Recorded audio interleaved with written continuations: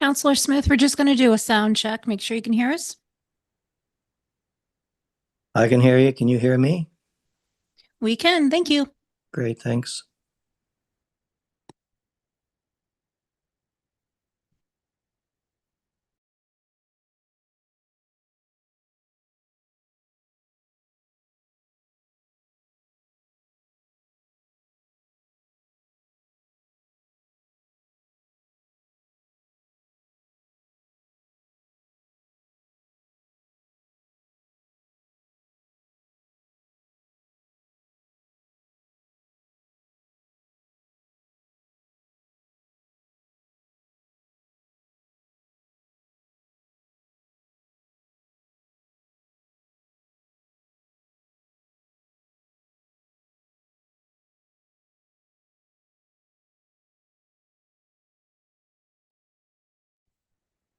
Hi, Sunny. It's Deanna from the municipality. We're just doing a sound check. Can you hear us? I can. Can you hear me? We can. Thank you. Thank you.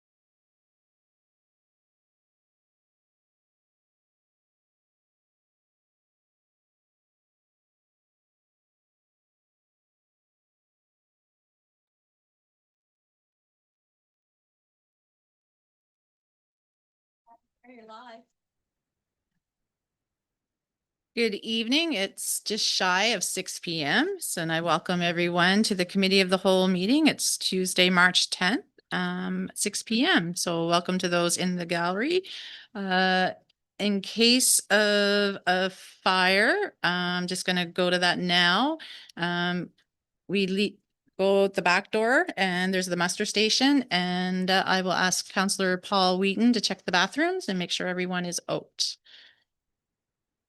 Clerk Snare, Councillor Bob Morton has sent regrets for this evening, and Councillor Larry Pinch is running a few minutes behind.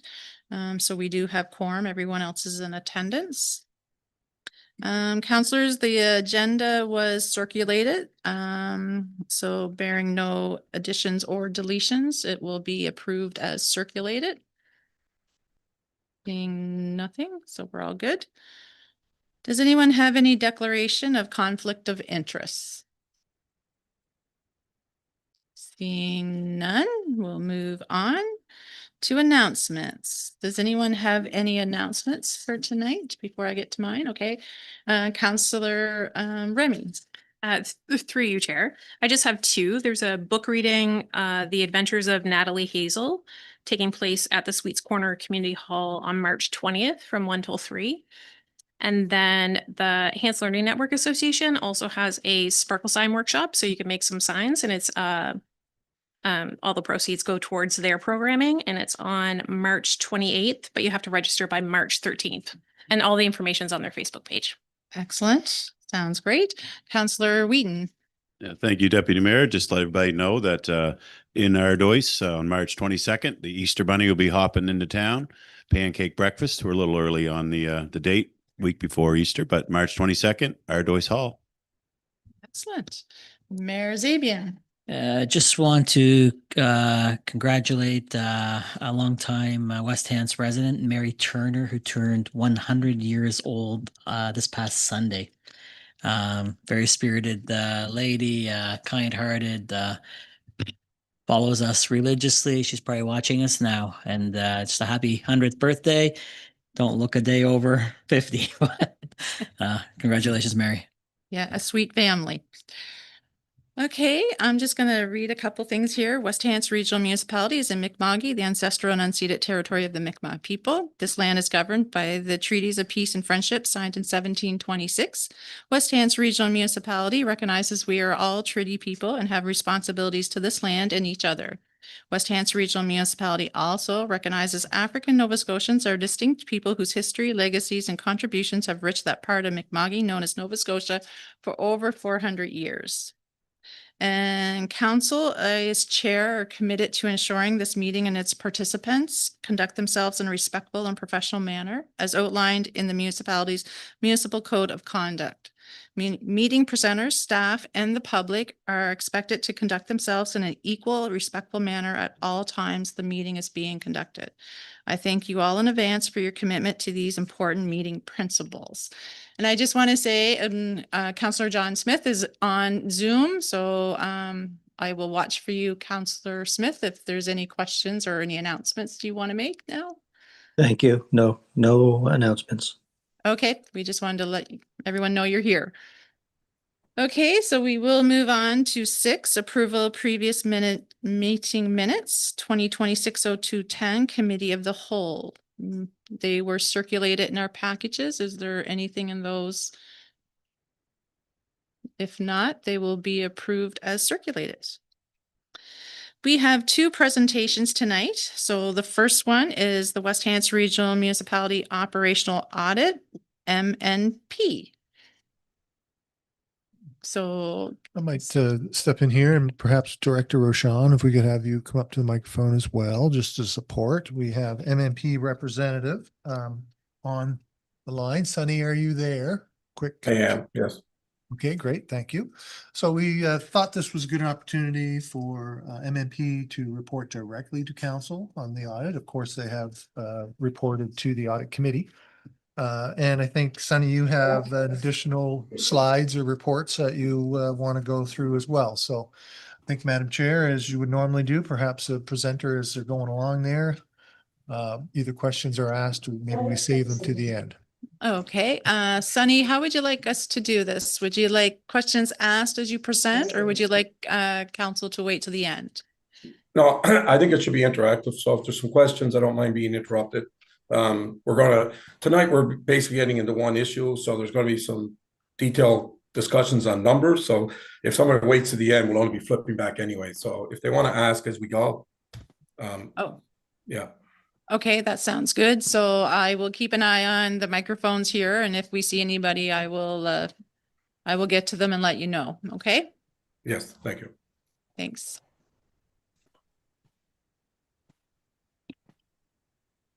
Oh, Sunny, are you able to share your presentation or would you like us to share it?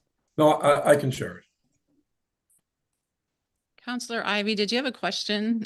Just so. I just wanted to be sure when I was going through it, it appeared to be the same presentation that we had at the audit committee. But Sunny's made reference here to some detailed numbering. So is it a different presentation that was in the package or? Yeah, the only thing, so I want to make sure we're on the same page here tonight. So we've been asked to come tonight to talk about one issue, and it's about a detailed discussion around the credit issue. So there was a separate presentation of about 18 slides just around the credit issue. And maybe Carly, you can offer some. So I'm not sure what package you guys have in front of you.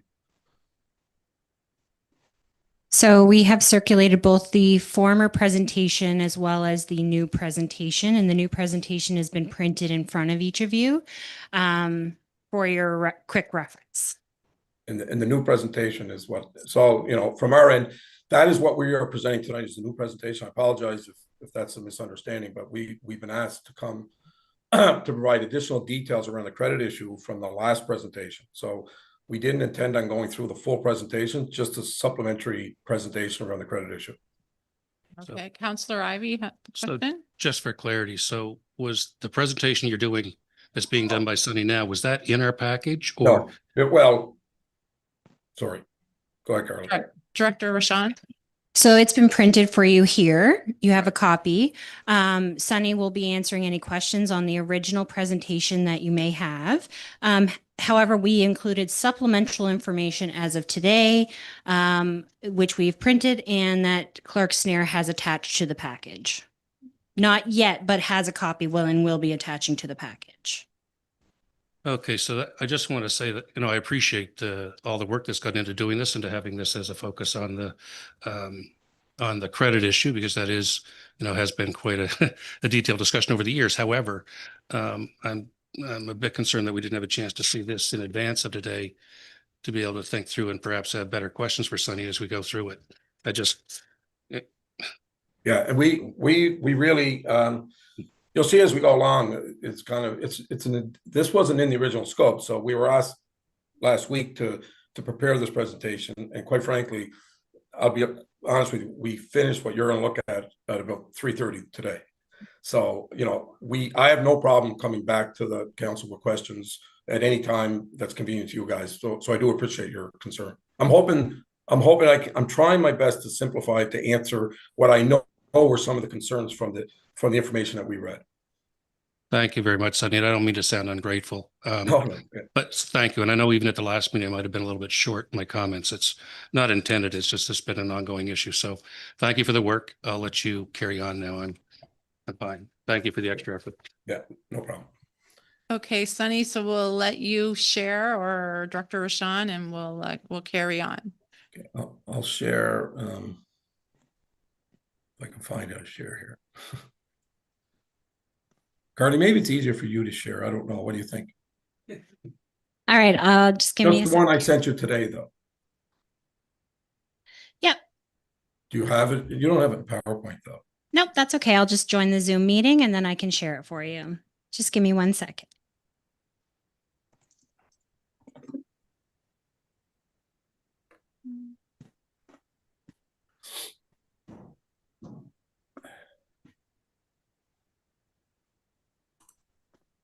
Actually, I For think I those might at home, we're just sharing a document, so just bear with us for a few minutes. So I think I have it right here. You guys see this? No. Yes. Yep. Yep. Yeah. Okay. So I'm good, Carly. Thank you. Okay. So again, I won't be able to see the audience. So if you do need to ask a question, just interrupt me and I will stop. So what we did was, and I want to apologize, listen to you guys kind of worried me a little bit because we didn't come here tonight. So the full report was done by two of my colleagues. And then I got, you know, that on behalf of myself, I got pulled in to do the financial aspect of it. So that's why I'm leading this presentation tonight. Rayma is, I think, joined us. She was running a little late. She headed up the full report. So if we do have questions on that, I guess Rayma may be prepared to answer them. So we thought we were coming just to talk with this one issue. So what we did provide you is kind of what we do is a mapping of what the original RFP that we were asked to do against the deliverables. I'm not going to go through this in detail, but on the left-hand side were the 4 areas in the original RFP. So if you read the RFP, you'd find those areas. And the right is where we dealt with those in the big report, the original report that we filed. Sunny, yes. you're not flipping through your slides right now. We're just seeing the PowerPoint. Yeah, but what slide are you seeing? Just the cover slide. Mm-hmm.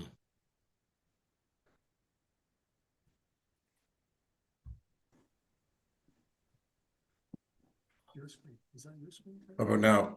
Does it change There it? we go. There you go. Okay, I'll stay. It doesn't work when I go in the presentation mode.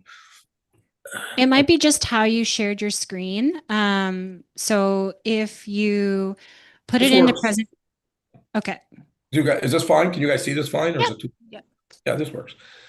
So this is the mapping, like I said. So nowhere's on this RFP left-hand side where we asked originally to look at the financial impact of the credit issue.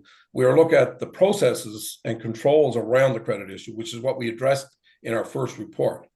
So from that, it was, we were asked to provide a more clearer picture on basically on the credit issue, the errors, and the resolution. And so that's what we're doing here tonight.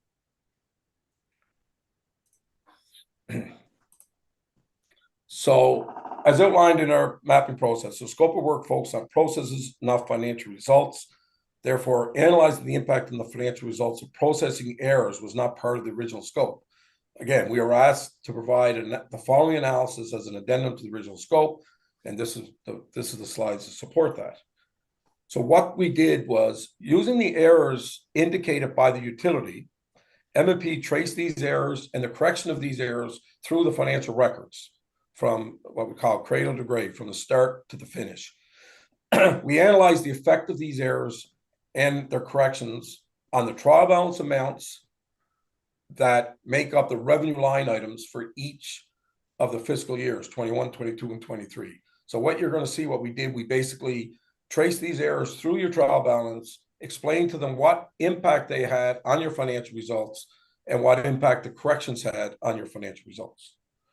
We have not attempted to provide any analysis or commentary on what other effects these errors may have had on any decisions made by the utility or the URB. We have not reviewed these trial balance amounts for any other errors that may or may not exist, and we don't offer any opinion on the errors. So I think that's important to understand, because obviously this is not an audit. This is an analysis of one issue that went through the financial records. Okay.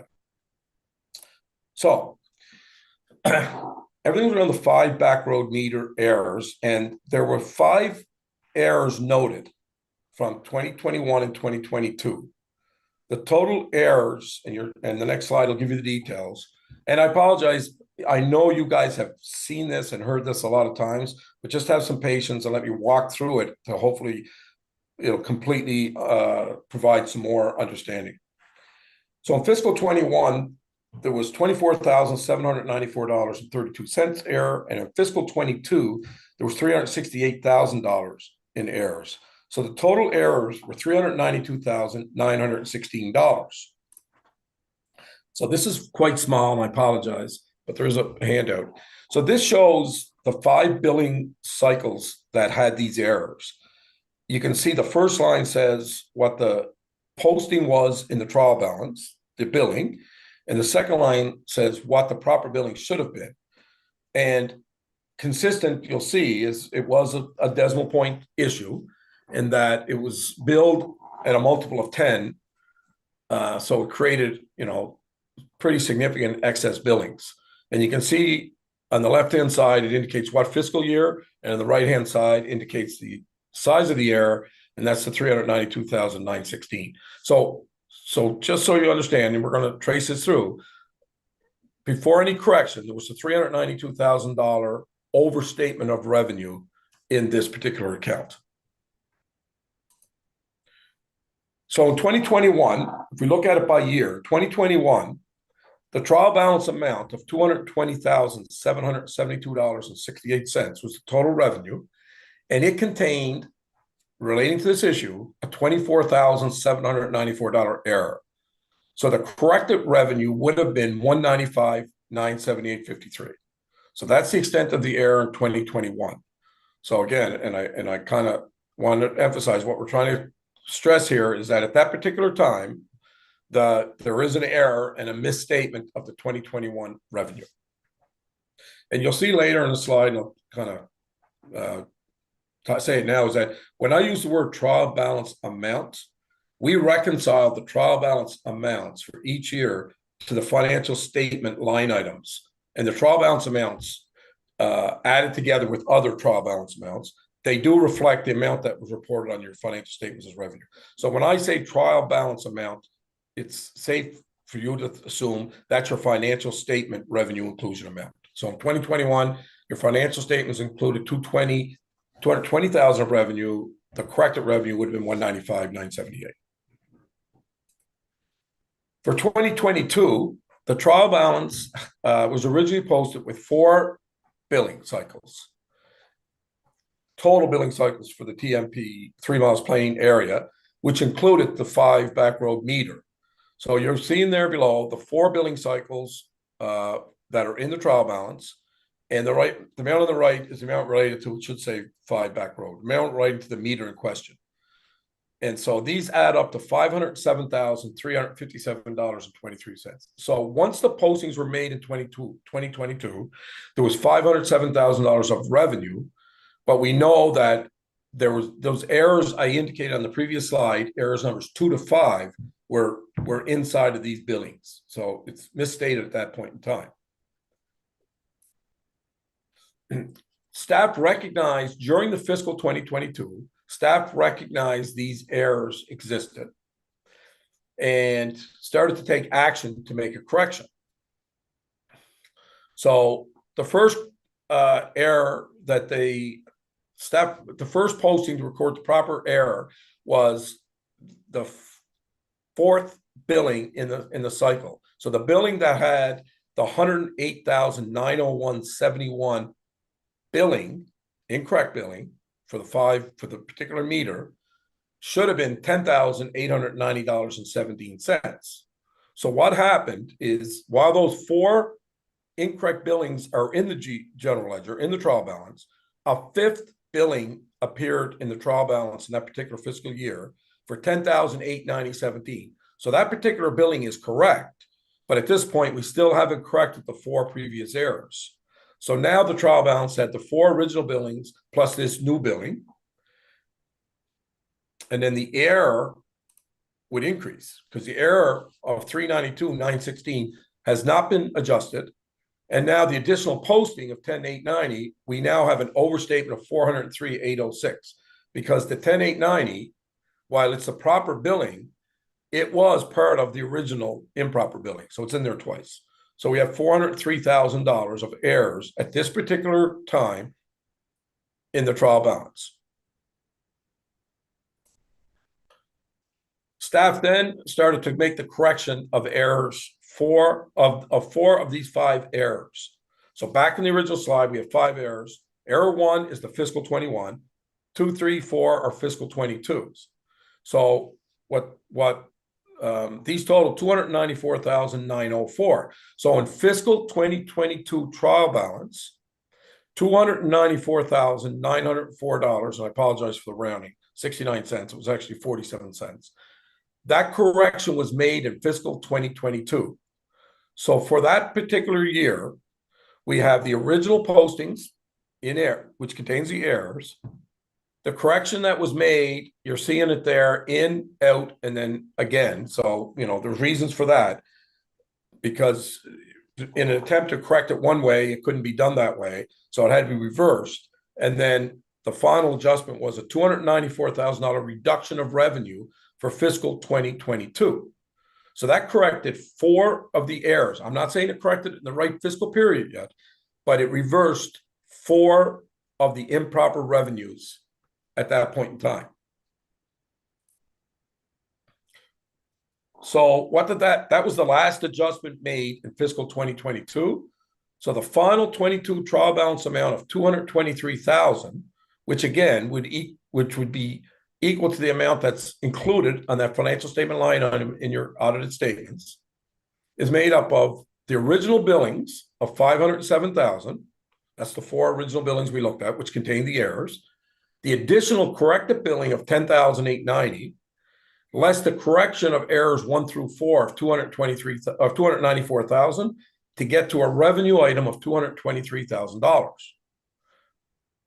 This amount is incorrect because 2 reasons. A, it contains the correction for the 2021 error, and it doesn't contain the correction for the error number 5 in 2022. So it has a net overstatement of revenue for 2022 of $84,107, meaning your proper 2022 revenue would be $139,235. And I summarize this at the end, so we'll come back, but I want you to have a complete understanding of where we got these, not we got these numbers, where your audited financial statement numbers came from. When we moved to fiscal 23, so at this point in time, we have one error that wasn't corrected. It was the $108,000 billing for in fiscal 22 error. So that final correction was made in 2023. So again, when you look in the trial balance for 2023, you have offsetting adjustments. Again, it's the way that it was attempted to be done, and it has to do with your software and your billing software. So it was in, out, in. So the net of these various entries is really only the 108,901.68 line item, the third last line item, referred to as Journal 823. So that is the amount that needed to be corrected because the 2022 revenue was overstated. So again, it is the final correction to get revenue back to where it is. But it was done in 23, even though it related to 22. So what this means for 2023 is the trial balance amount, which in 2023 was only $28,360, which of course caused a lot of the questions because it was quite low. It's made up of the actual fiscal 23 billings, which none of these errors were in, of $137,262, less the correction of the fiscal 22 error number 5, of 108,901.68 to get you to the 28,360. The correct revenue for 2023 would be, if that 108 adjustment wasn't there, would just be the 4 billings of $137,262. So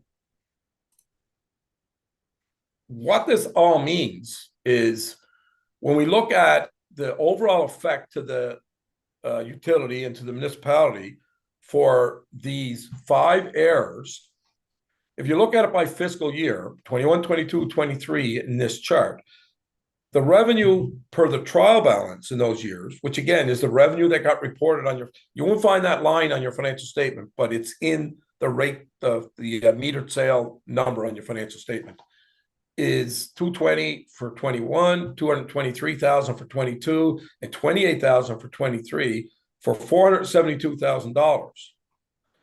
The error for each year is there. For 21, there was a $24,000 overstatement, so that should have been $195,000. For 22, there was a $108,000 error not corrected, and then there was a $25,000 prior period error that did get corrected in that period. So if you adjusted for those, that corrected revenue would be $139,000. And for 23, it has the $108,000 prior period error corrected in that period. And so if you adjust for that, the corrected revenue would be $137,000, just as in the previous slides. But the interesting thing you note is the total revenue over the 3 years in column 1 and column 4 has not changed. So while the individual years have errors in them, the revenue corrected itself over the 3-year period, which means that the net, of course, we close out revenue every year from a financial accounting point of view to surplus and deficits on the balance sheet. So the 21, 22, and 23 individual surplus and deficits were off by corresponding amounts of the revenue being off. But because the revenue corrected itself, they corrected themselves at the end of the fiscal 23 year. So if you were to take a snapshot of the surplus deficit position at any point in time, yes, there would have been errors each particular year equal to the amounts indicated on this chart. But as of March 31st, 23, the right surplus for each utility or deficit for each utility would exist in relation to this particular issue. Like I said, we also reconciled this trial balance amounts. So we wanted to make sure we're dealing with the trial balance because that's where you see all the detailed activity. But then we wanted to make sure that that is what actually hits your financial statements because that's what's very important. So this is just an example. So the top part of this little chart on the right shows you all the trial balance accounts that add for revenue, and it adds up to the $1.7 million number. The bottom part is an excerpt right out of your financial statements for the Windsor water utility. And you can see the revenue in the right-hand column was it's the same number. So that means that the yellow highlighted account is the one we're looking at. And there's that $28,000 number for 23. So that was essentially what got reported as revenue in 23 for that. So I did that to make sure we were dealing with the proper audited number, and we are. So of note, because these errors were also, so these errors, we looked at the other side of these errors. So on the revenue side, the offset error count that has an error would be the intercompany receivable, interutility receivable from each from the other utility. It's not from a customer. It's not from individual customers. It's from the other utility. So at any particular time, again, that is wrong because we're overbilling them.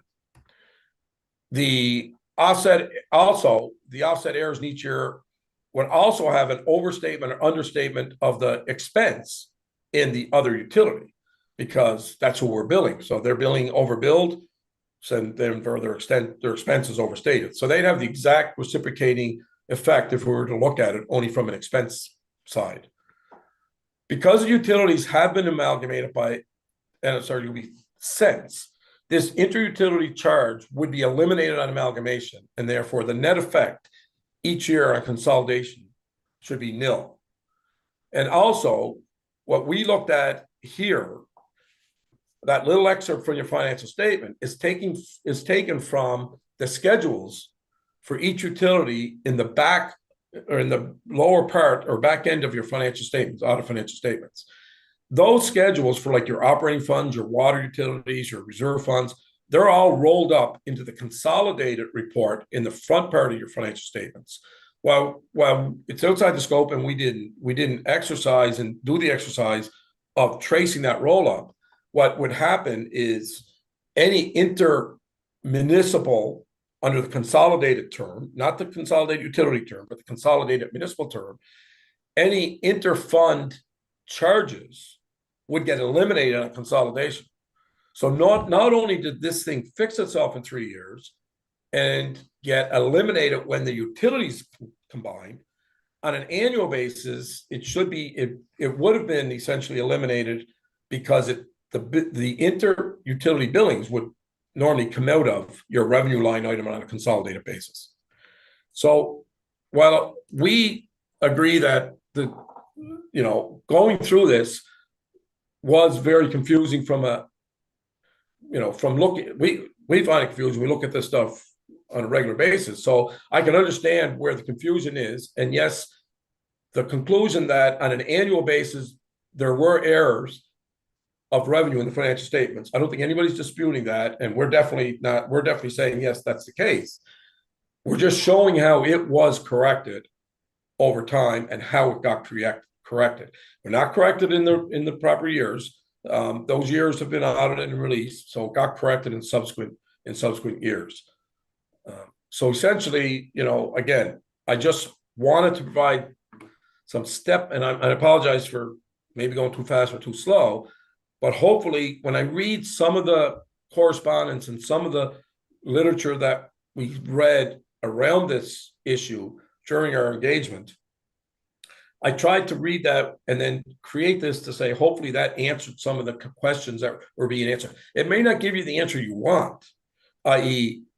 the statements weren't adjusted on an annual basis, but it does provide you with the quantitative amount of the error on an annual basis and some comfort level, I think, that the overall credit issue was resolved by the end of the fiscal 2023. So I didn't get interrupted. I apologize if I missed being interrupted. No, I'll turn it over to you guys. I'm going to keep sharing just in case I have to refer to it for questions. Thank you very much for the presentation, Sunny. You didn't miss any questions, but I will open the floor now to counselors if they have any questions. Counselor Ivy. Yeah, thank you, Chair. Sunny, it's Jim Ivy here. I was tempted to interrupt you early on, and I said, no, I think we're better off to let you to roll with this, and because you'd offered that you may end up being willing to come back. Yep. And the initial interruption would have been to say that ultimately I know that Desmal is where the explanation landed on in December of 2023. And that's generally been the explanation over the last couple of years. There's been a couple of times when it said it was lost water. I've been inside these numbers a lot, just like to your reference about working your way through the numbers with the debits and the credits a lot. I'm embarrassed to say how much I've been inside them checking. And I know there's a local resident who actually is here with us this evening that's also been inside them a lot. So when I say it's not a decimal issue, I'm saying it's not a decimal issue for a couple of reasons. And I don't want to throw this out of whack. And I understand that you get to the conclusion that because the two utilities consolidated, that it really doesn't matter. But if the utilities hadn't consolidated, there's still a requirement per regulations compliance order in 2015 that the Windsor utility should have been paid for the water that it provided to the West Hants utility. I'm going to try and let other people get in here, but first of all, let me tell you why I don't believe this is a decimal issue. Decimal issue, as we've seen here, everything was being reduced by, I'm going to say 90%, down to the 10% of to deal with the decimal. The trigger on the investigation on this back in 2021-22 was concern that the bulk meter was showing 40 million gallons per quarter. The average annual volume of water going through the bulk meters historically for the previous, I'm going to say 10 years, I could be off a year, but round numbers, it's about 23 million gallons per quarter. So having 40 million gallons show up is not a decimal 10 times factor.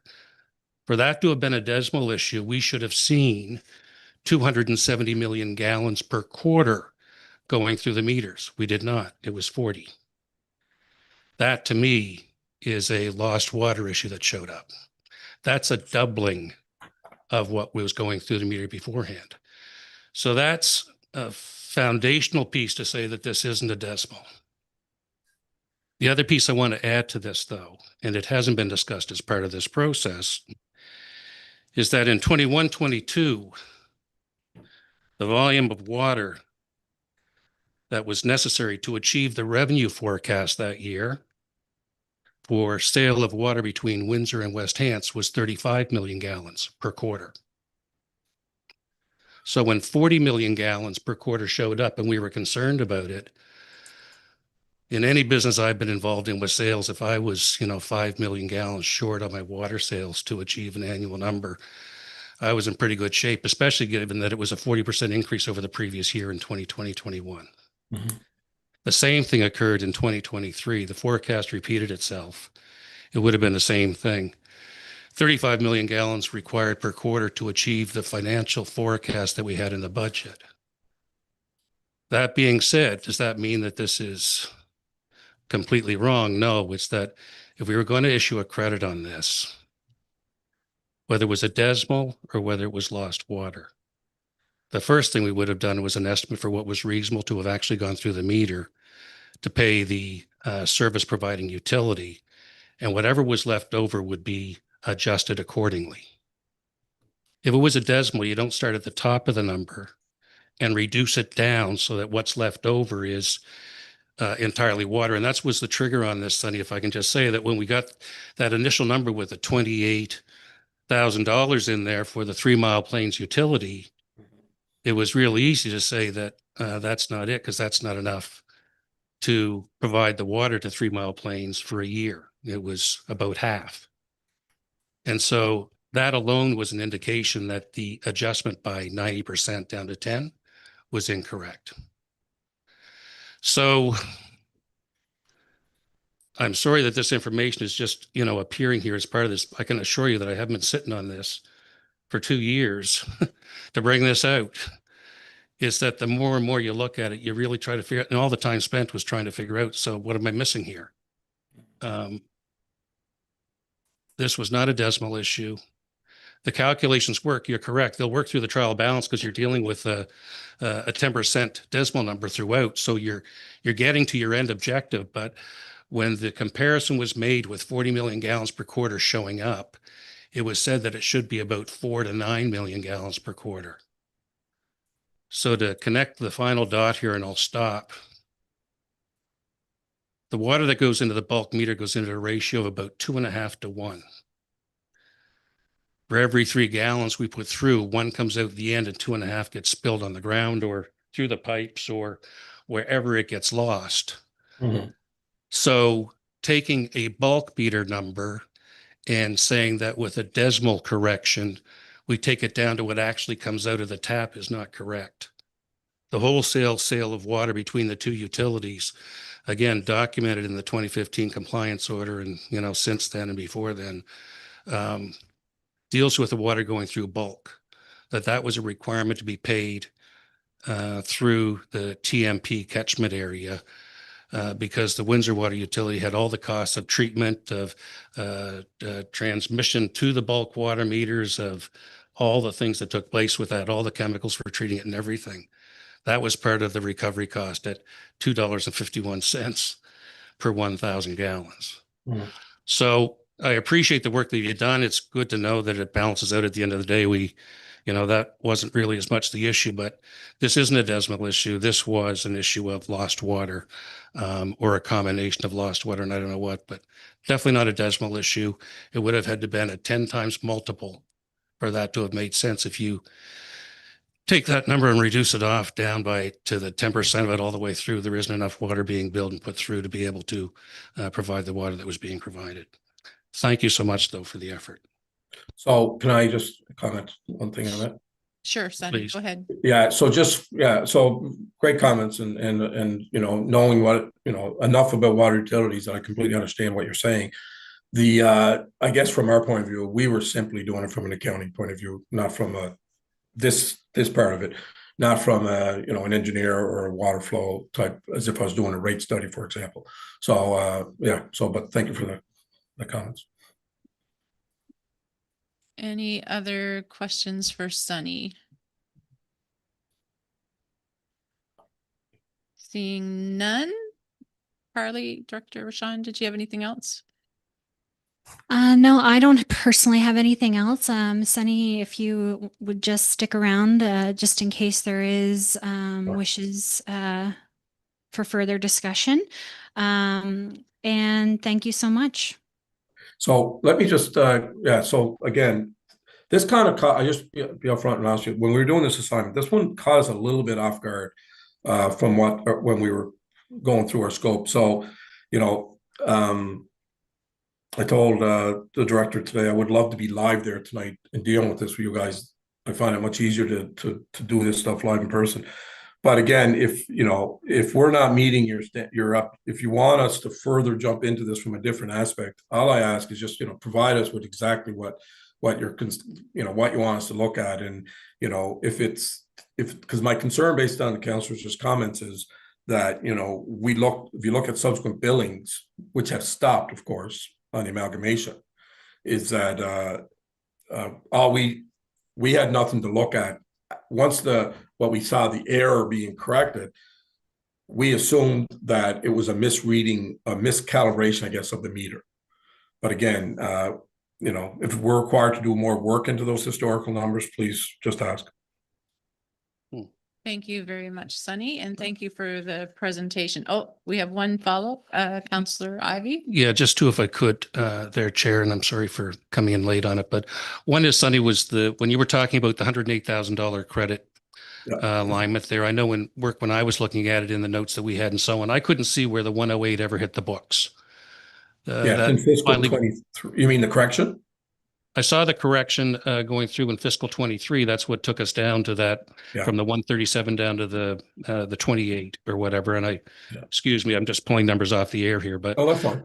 So that was 2023 when that correction went through, but I couldn't see where the 108 actually hit the books was it embedded in another number, or was it a number all of its own? So they all are, right? So in fiscal 2022, the March 22 final billing, if you will, of 149,261.81 in the trial balance would contain the 108. Just Right. for visual, Yeah. if you want to reference slide 9, it talks what the total billing is, and it references the 149,000 that Sunny's referencing and the 108 that is particular to that 3 Mile Plains bulk meter. So it's a portion of the 140, Yes. whatever that They number all was. they all are, Counselor. They're all buried as it's just that there's other billings. It's billed as one billing amount for all the meters of 3 Mile Plain, I guess. The 108 is just a portion of it for that. There it is Thank you. there. Thank you. Just in most cases, the corrections we were seeing were an actual number and then a percentage of it. But Because the what 108 happened was, so the so great question. This is the one's a little different. The 108 contained, so it should have been 10,890. which So we saw going in. yeah, so the other ones, what happened in the other ones, it's just the error was pulled out, leaving the correct amount in. For this one, the correct amount was then posted as a 5th posting. So if you look in the next slide, see there on the bottom, there was another posting of 10,890. Yeah. So that was unique. That was never done before. So that was the correct billing. Right. But the incorrect one was never pulled out. So you had to pull the entire 108 out because, you know what I'm saying? Like, rather than just pulling out 90% of the 108, we had to pull it all out because the other 10,000 was put back in another posting. Okay, I wasn't seeing the original 108. And so, and I don't want to drag us down that path. I'm just saying that I wanted to understand if it was a piece of a number, that's enough for me to go back and relook at it. And I'm okay with that. That's a good chart right there. That chart you're looking at would help you when you're going back and looking. Thank you. And so the other part of this, though, is for knowledge and awareness going forward, because, and I guess this is my closing comment. I'd said two, and so this will be it, Chair, if I can, is that so I'd started to prepare a report, one to try and inform council before we ended up meeting here again tonight to try and see that we were all on the same page because of the complexity that surrounds this. And it's best if we do all, kind of understand what's going on with it. For time reasons, always with me time, I couldn't get it in on time. And then I just decided to pull and not because there's just so many other things going on. But I am going to try and complete and finish that. And I'll circulate a copy here and we'll send a copy to you. But because it's important to understand that relationship on bulk meter to tap, and they aren't the same. And looking to make one equal to the other is basically, I know I used the words when we were talking in the last 2 years, we've wiped out the lost water entirely. And that really wasn't the case. It didn't just disappear overnight, but we were wiping it out by doing that credit. And that's a track number that we need to have an eye on because of the importance to our watershed here and future droughts and the like, that we know exactly what we're losing. It's vitally important. And the only final closing comment is, it goes back to that comment about since consolidation that, customers weren't affected, but they were in the sense that there should have been other revenue there that could have been used to pay down debt. That could have been used for future capital. That could have been used for all kinds of other things that would have prevented us further raising the rates on what was then the residents of Windsor when we're operating separately. But there is an impact there beyond consolidation just makes everything go away. And I wouldn't want to lose sight of that either because, so we say it here and then somebody else says it somewhere else, and then we're not keeping an eye on the numbers the way we need to. But thank you very much for the work to get us to this point. Appreciate it. And if I may, through Sure. you, Chair, just to add to your kind of statement and inquiry, if you look at slide 16, it does show what the corrected revenue of each year should have been or should have been shown as in the last column of the corrected revenue. So you can see we were at 195,021 that it should have been. And then we go to 139 and 137. So you can see kind of those 2 years kind of evening out. And I believe I can pull up, but I believe we're in 2024 when we consolidated, we were kind of on par with the first 2 quarters before we consolidated the numbers. But again, as Sonny mentioned in his presentation, the revenue netted out to the same, so it closed to the surplus and deficit account the same. Yeah. And I'll just, again, I don't want to be, and I'll just add, just because to Councilor Ivey, Director, just to Councilor Ivey's point, when I say corrected revenue, it's on the assumption that we corrected the meter reads by the decimal point. So I do understand what you're saying is the accounting is, so, you know, we're not saying that those revenues are corrected revenues because they count for water loss. I'm saying, you know, on the basis that the meter reading was corrected by the decimal point issue, these were what the revenues should have been based on that reading. So I just qualify that a little bit. Thank you for that, Sonny. And I would say that, you know, if we were back in the days before consolidation and we were getting along as well with each other 10 years ago, if that's what the environment that we were in today, I know that we'd be arguing that correction, yeah, mathematically, it's going to work out no matter what.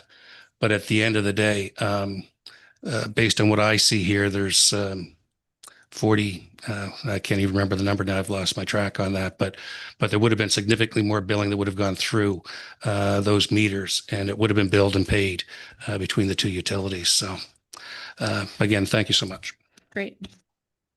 Okay, thank you, Sunny, for the presentation, and I hope you can enjoy the rest of your evening. Okay, thank you. And any follow-up, just Director can reach, you guys can reach out to us. Thank you.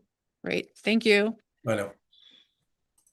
Okay, so we're going to move right along to 7B, 2024-25 audited financial statements information report. And we have Director Rashawn and Andy Force from Kenton Duffett to present to us. Thank you, Your Worship.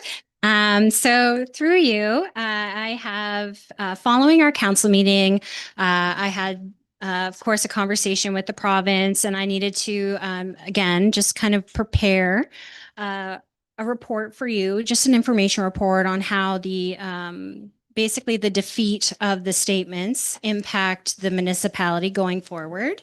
One of the things I thought would be important, as this council does not get a chance to engage with Andy, is to also ensure that Andy's here to answer any questions or any direction that we receive today to kind of look at what particularly about the 2025 statements have resulted in the defeat of the motion, so that we can then, of course, move the municipality successfully forward.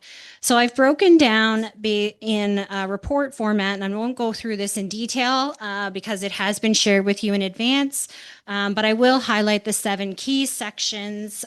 So first of all, it does inhibit our ability to complete our mandatory provincial reporting requirements, which basically flags us as non-compliant. That's the biggest concern because it can impact grants and municipal funding from the province.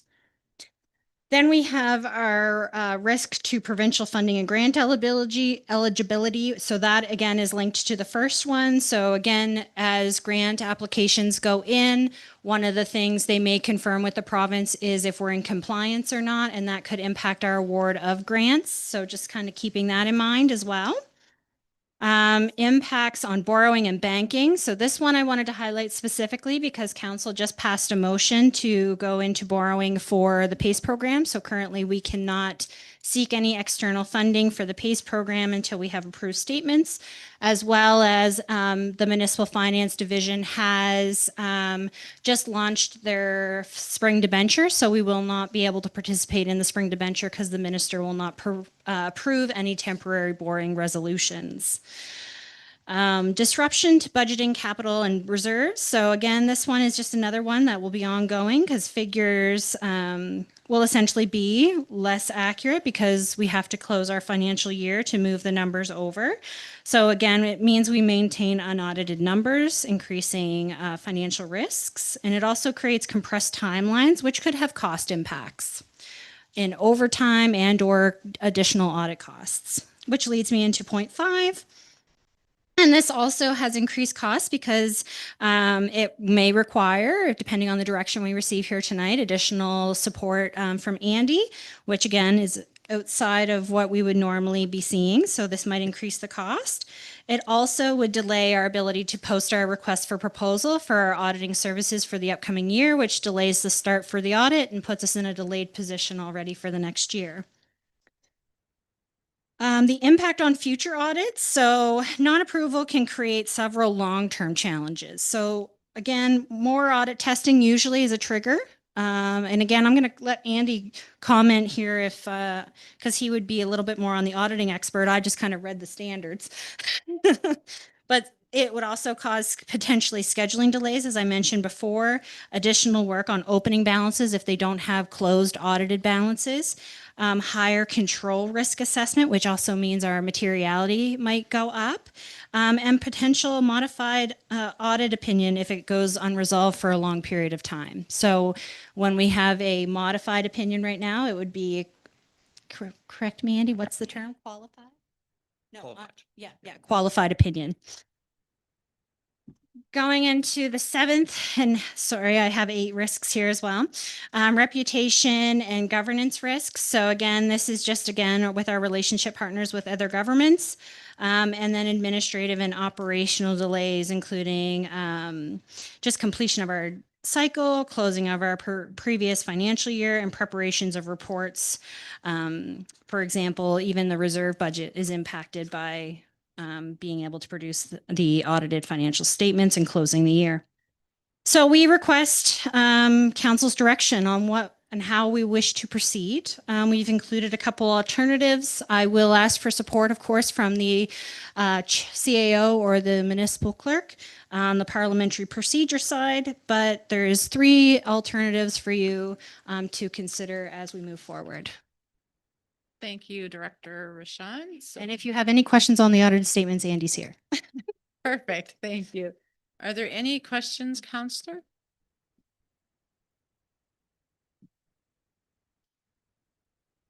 Mayor Zabian? Yeah, through you, Chair, just to council. Again, council did defeat the approval of the audited financial statements at our last meeting.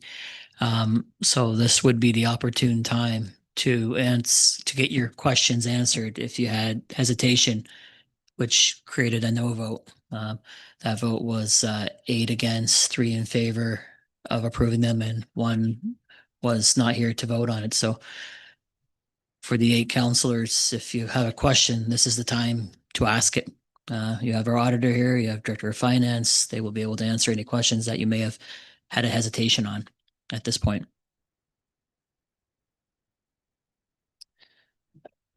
Counselor Ivy? Yeah, I've got a couple that I'd raised at the previous meeting, and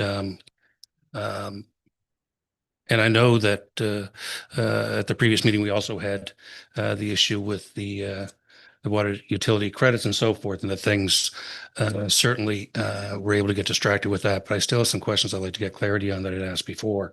So through you, Chair, there's a couple, and I may have to make a reference to a note here, but I'd raised the question, I guess, maybe even in council previously, but had to do with the way we record the water that we bill at the end of the fiscal. And we have it being treated within the statements as an account receivable, but we don't bill that out until 3/4 of the way through April, which means it's not truly an account receivable until we issue the bill. Is it acceptable that we don't have it recognized? And this is purely a presentation matter. It's not, the numbers are still going to be the same, but should it be showing as unbilled water versus an accounts receivable for that final billing in the 4th quarter of the fiscal? And the same thing, I'm talking water, but when I'm saying water with both of these, sewer is the same thing because they're really going hand in hand. So can you guide me on that, Director Rashan, if that's a change we should see before we get this back to council? Certainly. So it may not get billed until April, but the reads happen in March. And so it actually does show in the GL, and it is actually recognized as a receivable at that time because we do all the year-end necessary requirements for recording that revenue. Right. So it was my understanding that it was required that it wouldn't be classified as a receivable until an invoice is issued, that would be standard accounting practice. Am I wrong on that? Or can somebody, educate me here without me having to go get my accounting degree? When you can measure it, have measured it, and you deem it you would record that as revenue when you can measure it.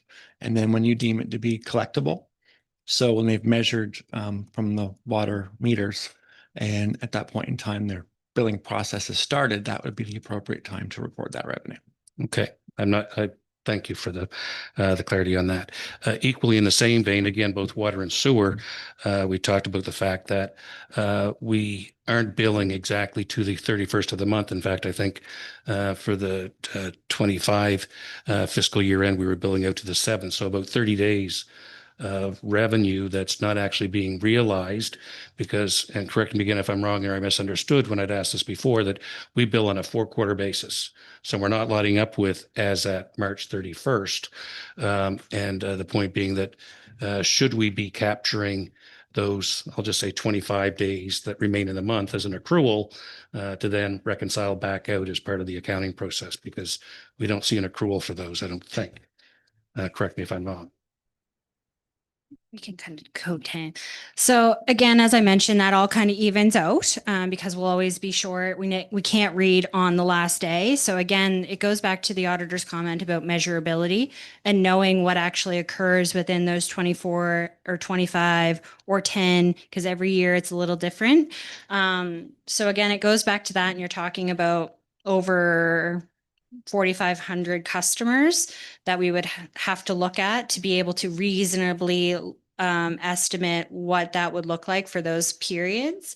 But again, we try and get as close as we can to the year end as possible so that we're accurately showing as much as we can. But again, each year is going to have a little bit of over and under depending on where it is. And I'll let Andy kind of comment on the financial auditing side. Yep. So you would have an accrual set up for those for the days at the end, but you would also have to eliminate the prior year accrual. So the difference between those two, decrease and increase, we deem to be trivial and inconsequential to your financials. So I guess the follow-up question to that, if I could, given that the rate increases that we just gone through, and I believe we're applying for more, that there could be a significant impact on that, in the $250,000 range for 25 days based on water and sewer and the like. Would we still consider that to be trivial, or would that be material? You'd have to measure it every year, but it could be enough that you might want to, it wouldn't be material, but it might be enough that it would sway your opinion to record it or not. Thank you. And I guess it still creates a difficulty in estimating it though. If it has to be, you can't just pull number out, like you would have to be able to measure it. Absolutely. As we just reasonable estimate. Sorry. Right. As we've just been through the whole process on that. So the final question or comment I would ask on that is relative to the fact that over the course of the last 6 years, we've been slipping backwards on the billing time cycle by about 3 or 4 days per year. We're 25 days back now. So when we started in 2020, we were hitting the 30th and 31st date of the month with the meter reading and the billing taking place. But we're now back to the 4th, 5th. It just occurs to me that the easier, simpler way for us to do this would be to nail the 28th, 29th, 30th of each year with the meter reading, and then not have to worry about the accrual. I think that number would be so small then that numbers would just flow. But what's the ability for us to do that aside from the fact that that residents would get hit with an extra 3 weeks of billing in the first year that you do it? So for what it's worth, Yeah, we definitely could try and do that. Meter reading is an extensive process. It's not something that can just be done in 1 or 2 days. It's taking the team, and I'm looking at Todd here, but it's taking the team a week plus, because then they have to also go back out and get anything that misread or came back with an error or all of these things that they have to go back and do. And also, as part of our requirements under the Utility and Review Board, we also have suspension of service that happens closer to the end of the month. So again, you're going to be splitting the team up even shorter, because half of them are going to be working on that. Some of them are going to be working on reads. So that's, again, just some of the staffing piece of it, but we can try and get it closer, but you're never going to get it 100% for every single route either, because one route might be able to be read in a day, whereas one route might take 3 days. Okay. Well, I won't go down that deep into operations. It just occurs to me that we're slipping in the opposite direction, that eventually it just makes that accrual larger and becomes more complicated to be calculating. So it's something that perhaps between finance and operations, they can sort that piece out. And if it gives some level of confidence, I know that our operations team, both in Public Works and Finance, have a calendar already scheduled for the whole next year and meet before the reads even begin.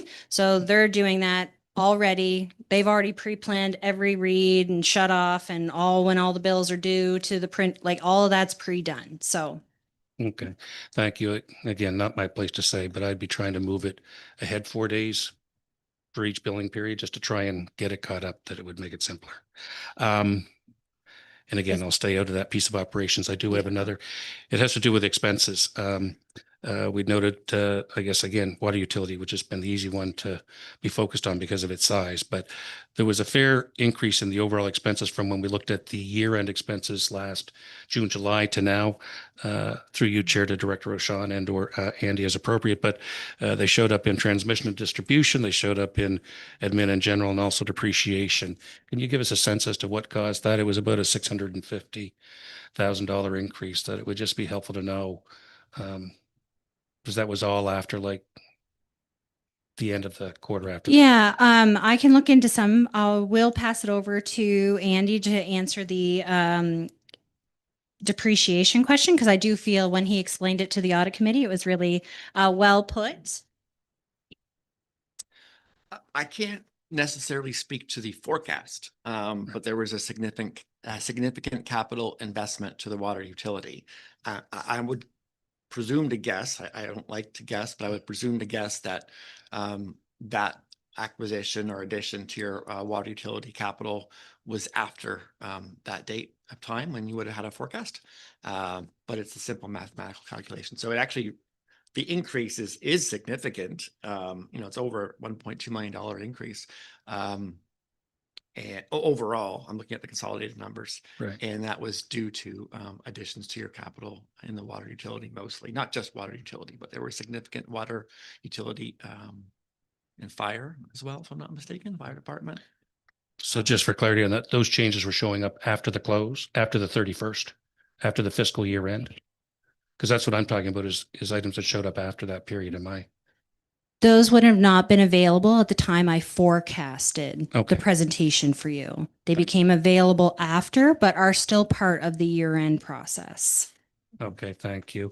I've got one other, and I'll leave it for anybody else I can see that may want to put a light in here. If I can just ask a question as it relates to the special reserve funds, there's a lot of reserves there that we don't typically pay a lot of attention to. There are accounts that some sit idle, some. I'm on page 42. And specifically there, it's a sustainability services growth reserve. My question on that is, I believe that was to be wound down by March of 25. Is that, can you tell me what the status of that, given that we still show it with a substantial balance in it? Yep. So as presented during budget deliberations, that got carried over and we got an extension to March 31st, 2026. So all of it has to be used. Any of the amounts that are unused, we either have to ask the province for a carryover, which we're in the process of looking at whether we need right now, or we have to give the funds back. So, yeah. So in my mind, I was recalling a carryover. I thought it might have been Handsport or some other. I couldn't recall it with this one, so that's fine. I think that's probably it for me. Great. Questions at this time. Great. Thank you, Councillor Ivey. Councillor Larry Pinch. Thank you. Through you, Chair, to Director Roshan. Could you just give us a general idea of what was in that 1.2 million that wasn't available when you forecasted it? I don't.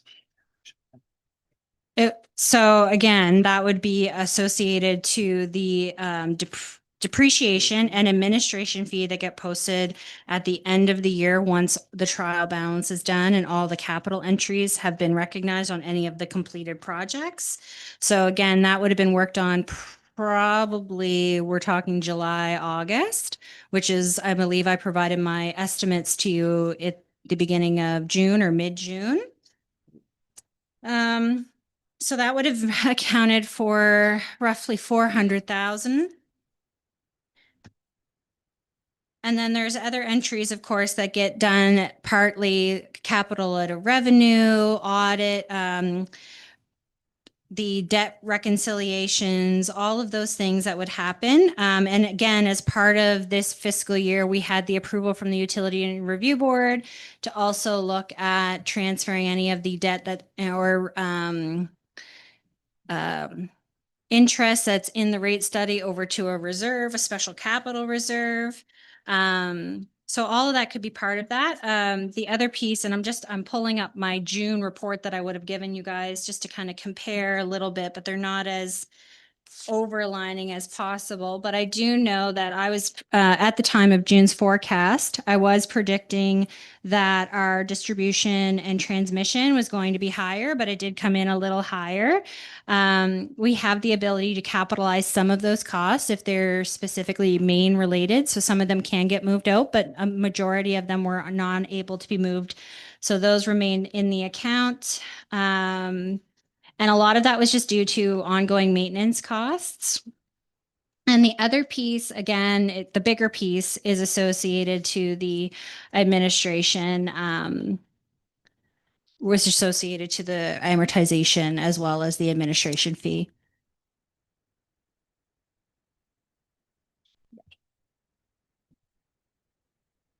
Yeah, so I mean, I think Andy just showed me, again, I don't have all the numbers memorized, but we had 3,600,000 in assets that came online just in asset construction. So It's time sort of near the end of your fiscal year, so it's just things that would have been added to your capital ledger last month. Councillor Larry Pinch, did you have a follow-up? Just one follow-up if I could. Just about the special reserves. I know if we do not receive an extension that we have to have them used. Do we have a plan to use them rather than lose them? So as part of the sustainable grant program, we have to tongue-tied. We have to provide the province basically 3 times a year a progress or a project management report is what they call them. So basically we had to submit what projects we were planning to use, and we've been submitting all along where we're at on our expenses, what interest has occurred on the account. So at this point now we're hitting our last reporting period, and this is when we can ask for an extension. If we will get it, that will be another thing, but the funds are held restricted because we have to pay them back if we don't use them. Thank you. Okay, any other councillors? Okay, Councillor Ivey, we'll give you one Yep. more. That's my last one. Perfect. I think I asked it before again, through you, through you, Chair, to Director Sean on the fire protection. You'd made reference to it when talking about accounts receivable previously. And I'm a little bit surprised, I guess, given that the payments on those are due by the 30th September from the other government entities that we work with. So the volume of fire protection that we would have in that accounts receivable, what is it that's driving that? Because that would be about 6 months overdue based on my understanding of the regulation for that. Yeah, so again, that would be part of the 1 million that we have to bill out as per the Utility and Review Board. That's divided out to the County of Kings as well as Glooscap based on the number of hydrants in each of the areas as per the regulation. So it would just be what's outstanding because we even have to bill the municipality for part of it. So again, it would just be what's outstanding of those 3 invoices. But that's, I may have been wrong and even think it was 6 months. That's substantial. That's substantially overdue in my mind if it's showing up in our statements this late in the cycle. So, and again, we do send reminders. We have our accounts receivable process. We also just initiated, as of last year, the accounts receivable policy, which allows us to charge interest on outstanding accounts. So we have noticed some of our accounts are getting collected a little bit faster. But again, without any penalty, sometimes those can tend to sit.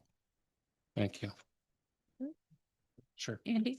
We looked at that actual specific line item during the audit, and it's just, without being too insensitive, a couple of the people or a couple of the Organizations. people who owe you are chronically perhaps not the fastest of paying in the area. Sure. Thank you. It seems in the cycle, it's Thank you. Okay, council, any other questions for Director Rashawn or Andy? Seeing none, thank you, Andy, for taking your time to come here this evening. And Director Rashawn, do you have something you want to end with? Yeah, I'll let Andy speak, but I also will request again just direction on how we're to proceed because we need to know if there's going to be any changes. Because if there's no changes for Andy, then we'll need to kind of have a bigger discussion on how council wishes to proceed because we will be talking about potentially financial impacts. Okay. Andy, did you have closing remarks? Sure. Just because it's a rather significant issue to vote against financials, I want to make sure that everybody around these tables is comfortable with where it sits. The presentation for the audit committee was excellent by Sonny and his team, and tonight was excellent as well. I'd like to maybe share a little bit of background, but also I want to make sure that everybody, it's quite serious to vote against financial statements, and in particular when I think everyone was aware that any issue was unrelated to 2024 or 2025. And that's a bad look. I'll be blunt. So I don't necessarily I'm not going to sugarcoat anything, but during the 2021 audit process, staff came and identified that there were some issues. It was told to us that there were two issues. One was a meter malfunction issue or calibration issue, but and this is the part I really want to make relevant here because the larger issue that was identified to us was lost water. And I'm pointing at Councillor Ivey, I apologize, but because you mentioned it before. At that point in time, we had a really nice conversation with CAO Phillips, and the idea was floated to us by the CAO and Director of Finance about an operational audit, which we were in favor of. That was good because I don't remember your numbers off the top of my head, but they were large, very large, and if there was slippage to that volume, then that could be. And I got at that point in time, I didn't know where the slippage was. So maybe you were losing it from a plant, or maybe you were losing it from end users. Cross billing isn't as much of a concern as that would be, because that would actually be lost cash coming into the municipality. So that was good. But also to touch upon the financial statements specifically, Director Rashawn and the other staff sort of indicated that measurement was still an issue at that point in time, and that it would just be an estimate of the water lost or the billing errors. And we made a decision at that point in time that it would be corrected prospectively rather than retroactively.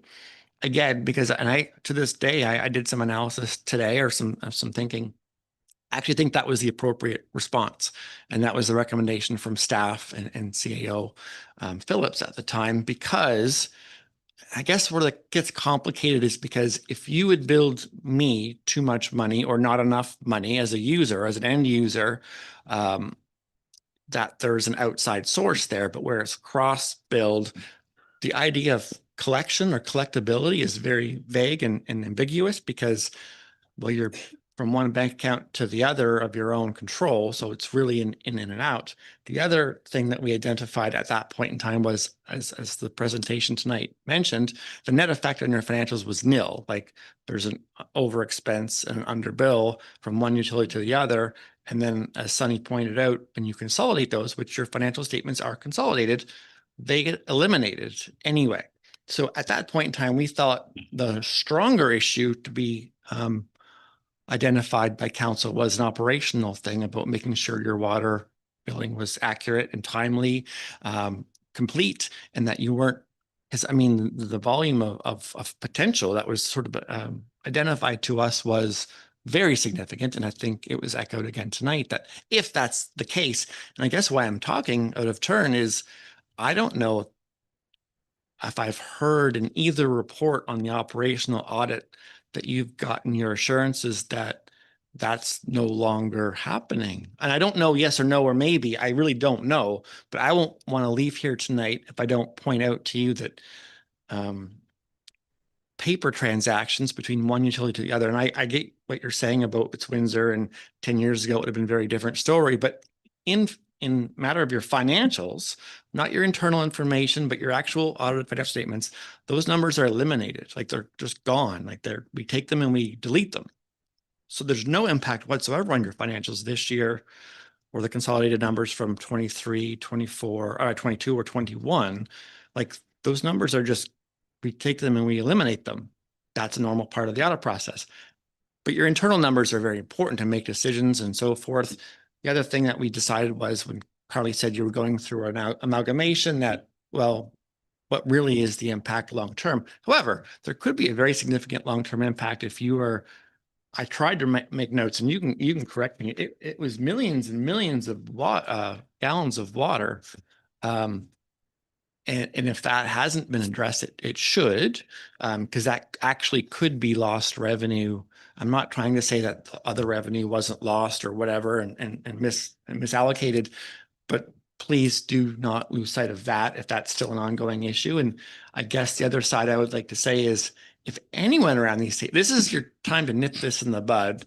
It's been demonstrated that any things that was higher in one and lower in the other utility were self-corrected over the years. But that wouldn't attune to you losing millions and millions of gallons of water. And I'll be honest with you, when you talk about bulk versus what comes out at the bottom, I don't have that. I'm not an engineer. I don't have that level of expertise. Find someone who does and get those answers for you. I think hopefully that the presentation tonight did illustrate that your 2025 audited or unaudited at this point in time financial statements did not have any impact from the water utility variances in the past. I know what Sunny was speaking to in terms of errors, but your financial statements weren't in error because, again, they're consolidated and they're eliminated. Those figures, the schedules at the back would have some differences from year to year, but your actual numbers that you're approving were unaffected by any of that. And it's troubling to me that, I should say it this way instead. I would feel much more comfortable leaving here this evening, and you're going to transition. I've told the audit committee this is our last year here. Our tender is up and we're not reoffering. So if this is my parting gift, please understand what your financial statements are saying and what they're not saying. 2 years or 3 years ago, we talked about the absolute critical importance of you getting timely and accurate financial information on all of your different funds, but don't allow once a year to get financial statements that are 50 some odd pages long to replace that ongoing information. But also understand what you are getting in those annual statements, and they do not speak to the individual fund of the water fund. So if you go down the road of not approving financial statements because you're misinformed or don't have a full comprehensive understanding of what's in those year-end financial statements, I would really hate to see that be as I leave. So that's important to know. These are consolidated financial statements. I know your utility have been consolidated as well, but they're different terms. Like all of your funds. So if you bill from the operating fund to the water fund, there's always an admin fee there. Those are gone. We get rid of them. One water utility to the other, any cross billings, they're gone on your consolidated financial statement. So know that, but also know that you're very much entitled and should have accurate ongoing financial information throughout the year. Just don't let it be the end of the year when you get that and then start to ask the questions that have lingered for 3-ish years now. But also, I really, to this minute, think the operational audit was a wise decision. I'm sure it wasn't inexpensive, but if you're losing water, you're not getting maximum benefit from your resources, that should be addressed going forward. I just don't think you want to, speaking on your behalf, to confuse your audited or your annual financial statements with that water utility issue going forward. And I do kind of think that maybe that's what happened here. You've taken something that's actually semi-irrelevant towards that process, and that's been what you focus on, but don't lose sight of the fact that you actually have you have water to bill, and you need to bill as much as you possibly can. And on your financials, well, now they're gone anyway because it's one utility, but even on the ones of the years that were affected, those cross billings are eliminated on your consolidation. So I think maybe you focused on those rather than maybe the proper issue to focus on. Thank you, Andy. So this is what we're concentrating on now. Thank you for the presentation on the audit financial statements. So council, we do have a couple, well, we have 3 alternatives. Really, we have 2 alternatives. So Counselor Ivy, did you have anything on the audit financials?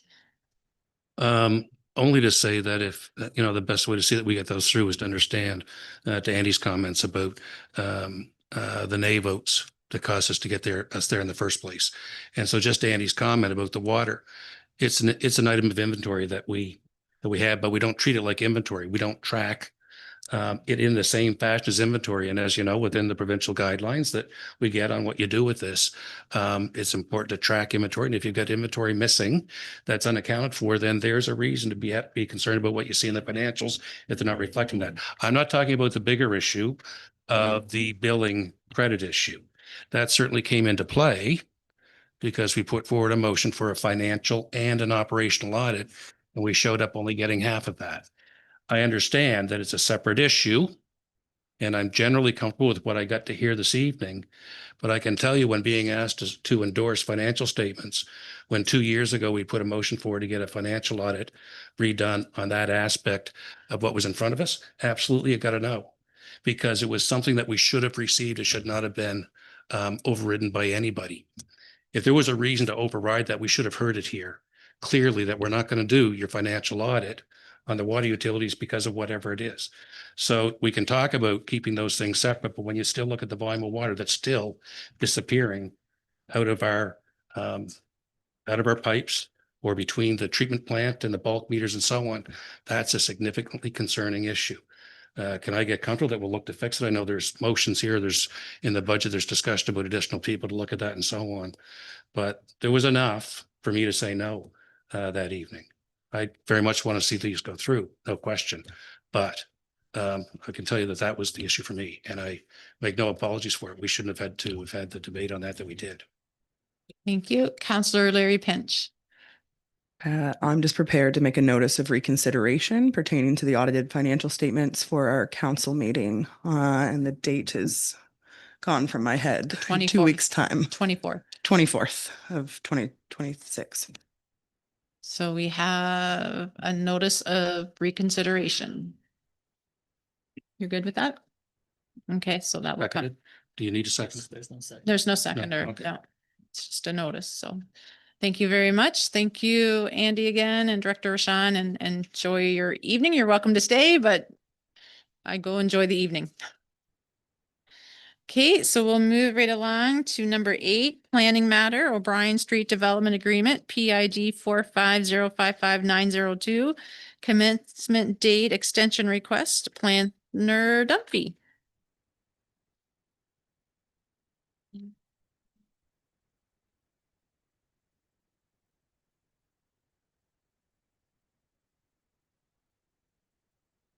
It's weird to be over on this side.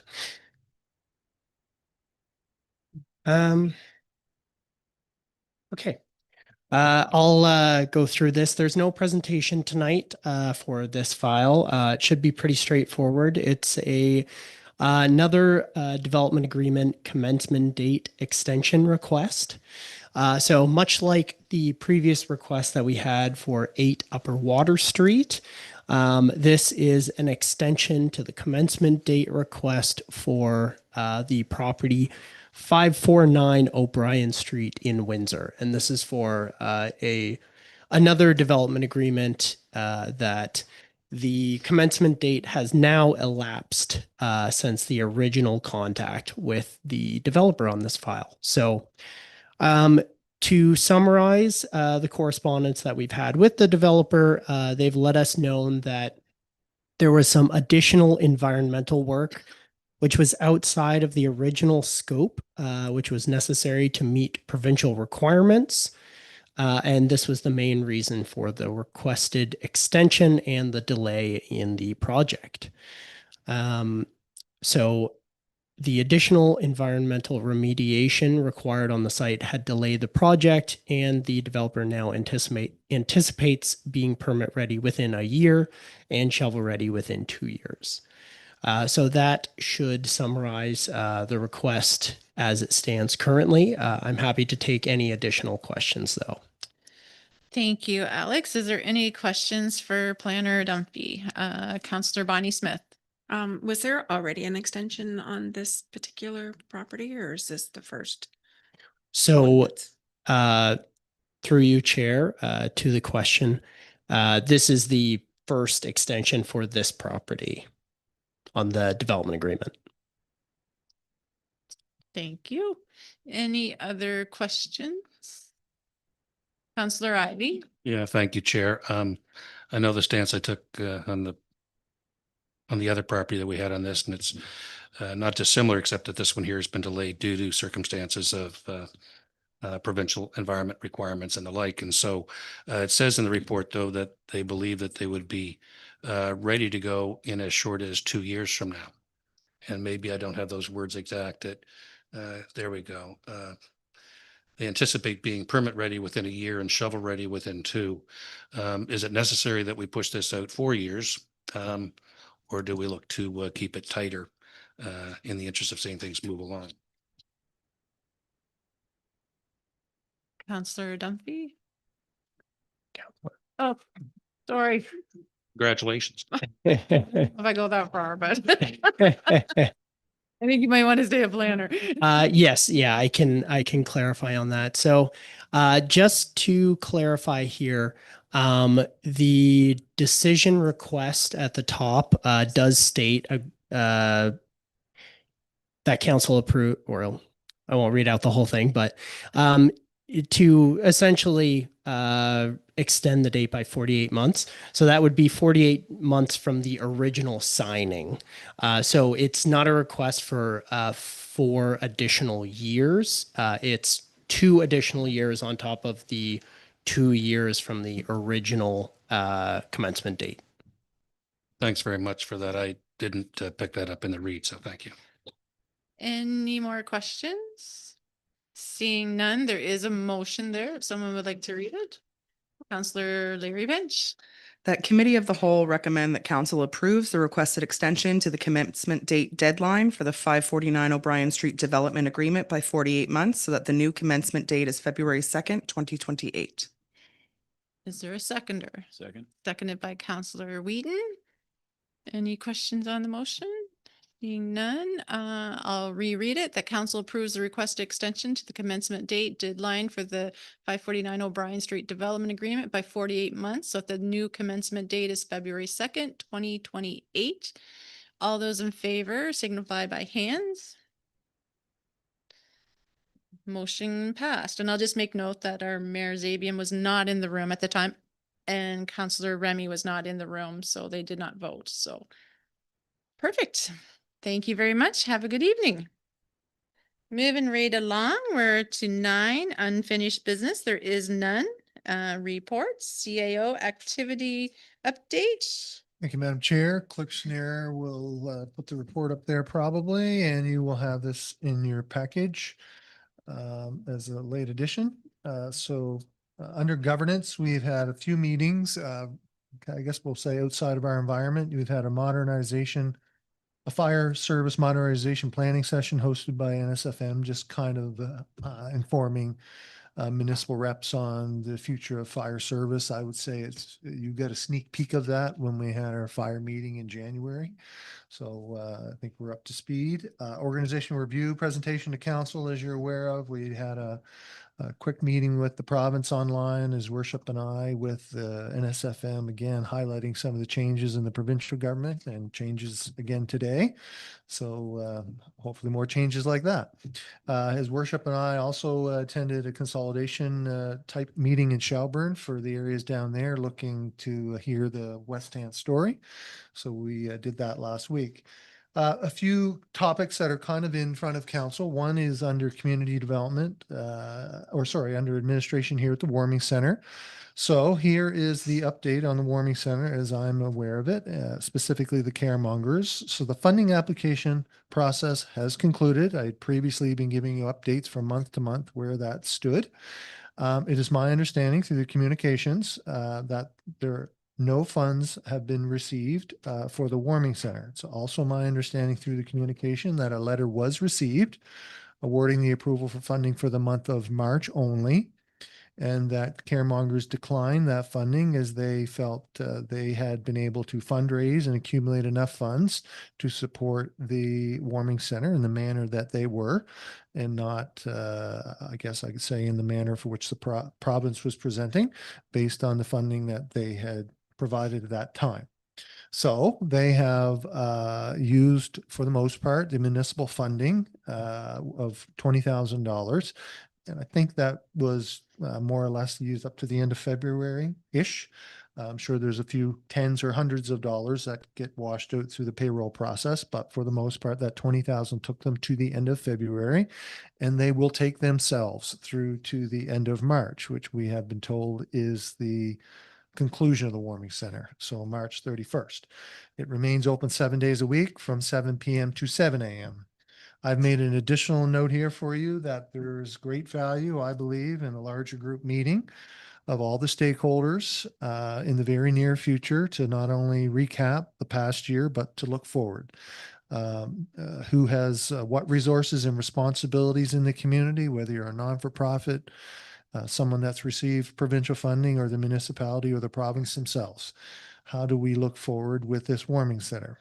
And ultimately for us, me to you, what council defines their role moving forward in that spectrum.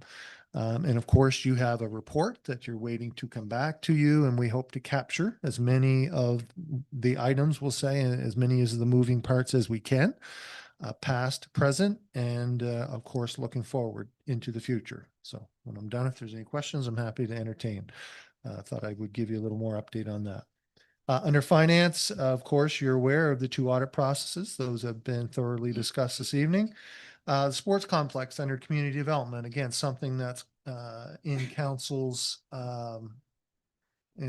spectrum right now, and the sports complex and some of the accessibility spaces. So I normally would not dive into operations this deeply, but I think there's value here tonight to say that myself, the director, manager, senior building official, chair of the accessibility committee, and a committee member met today to figure out what went wrong and how we are moving forward immediately as the sports complex closes this season, as it relates to the designated accessible spaces.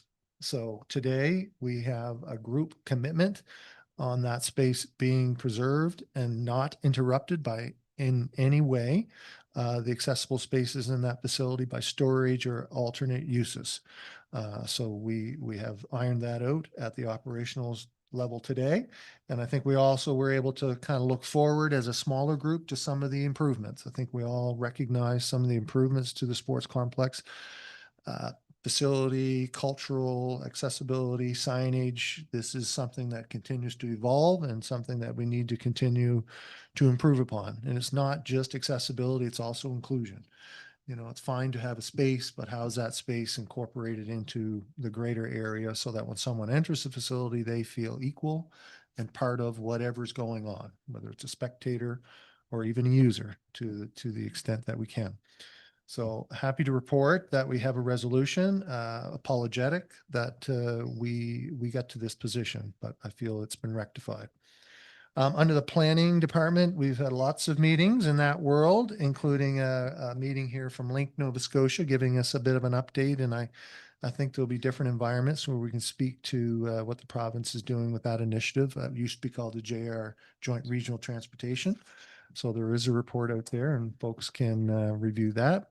The courthouse we'll be looking at later in camera. The closing for proposals was the end of February, so we'll have those to look at and wait for council's direction on the redevelopment of that property. Under economic development, the Valley Regional Enterprise Network, like other organizations, are kind of pivoting and responding to the provincial direction right now through their budget, which for the most part, we will get a more accurate update, basically translates into a 20% reduction on the provincial side of the funding. And then certain aspects of their current program, they will have to apply for. So there is some optimism based on the goals and the direction from the province that our REN is in alignment already with some of those priorities.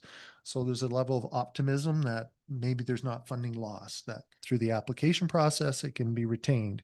But again, yet to be determined and yet to be thoroughly flushed out. The board will be revisiting a budget, and then the LOC members, Councillor Remy, I think is our member, right? Will be updated after the board has an opportunity to evaluate the impacts. Internally, we continue under Public Works to review the sewage treatment facility enhanced border and how we can make some progress in that world. And then finally, 2 items under protective services. We have a police advisory board meeting on the 17th, and Staff Sergeant Nugent and I are tasked with coming up with some times for a strategic session with the police advisory board and the community. It'll probably translate into the community. So that's work ahead of the police advisory board. And finally, the fire services director recruitment. That process is, we're well into that, and we have interviews scheduled over the next 2 weeks. And we have outside representatives from the Nova Scotia Department of Emergency Management with fire background and expertise, as well as Staff Sergeant Nugent is going to sit on those interviews as well. So we got some progress on that position. Sure, I've missed something, Madam Chair, but that's a quick report. The last one is good to hear, so I'm excited about that one. Councillors, any questions for CAO? Councillor Larry Pinch. Thank you, through you, Chair, to CAO Phillips. Will that report include potentially other groups or organizations that would be able to receive and accept the provincial funding to run a warming center next year?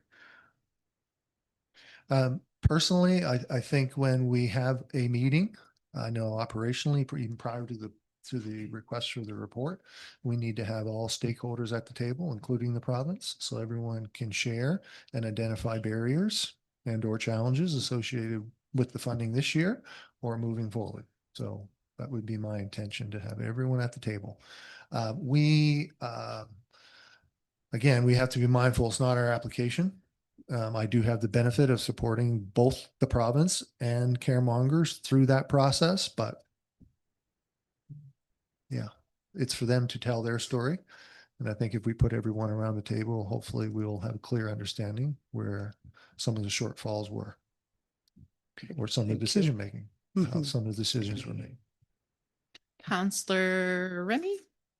Forgive me, Chair. I have a question, but I know that it may be an in-camera discussion that needs to happen just based on the topic of it. So I'm not sure procedurally how to go about this. So that's why I'm not sure. Can I make a motion to go in camera? There's a motion to go in camera. Is there a seconder? Seconded. All those in favor to go in camera? Or is there, Councillor Ivey, do you have a question? Well, my only question is, we're going in shortly anyways. Is it necessary that we go in now, come out, and then go back in?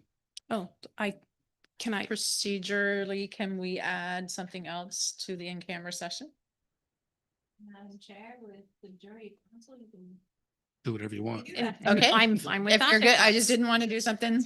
I'm not sure. Just Okay. state the reasoning of what you intend to bring up in camera.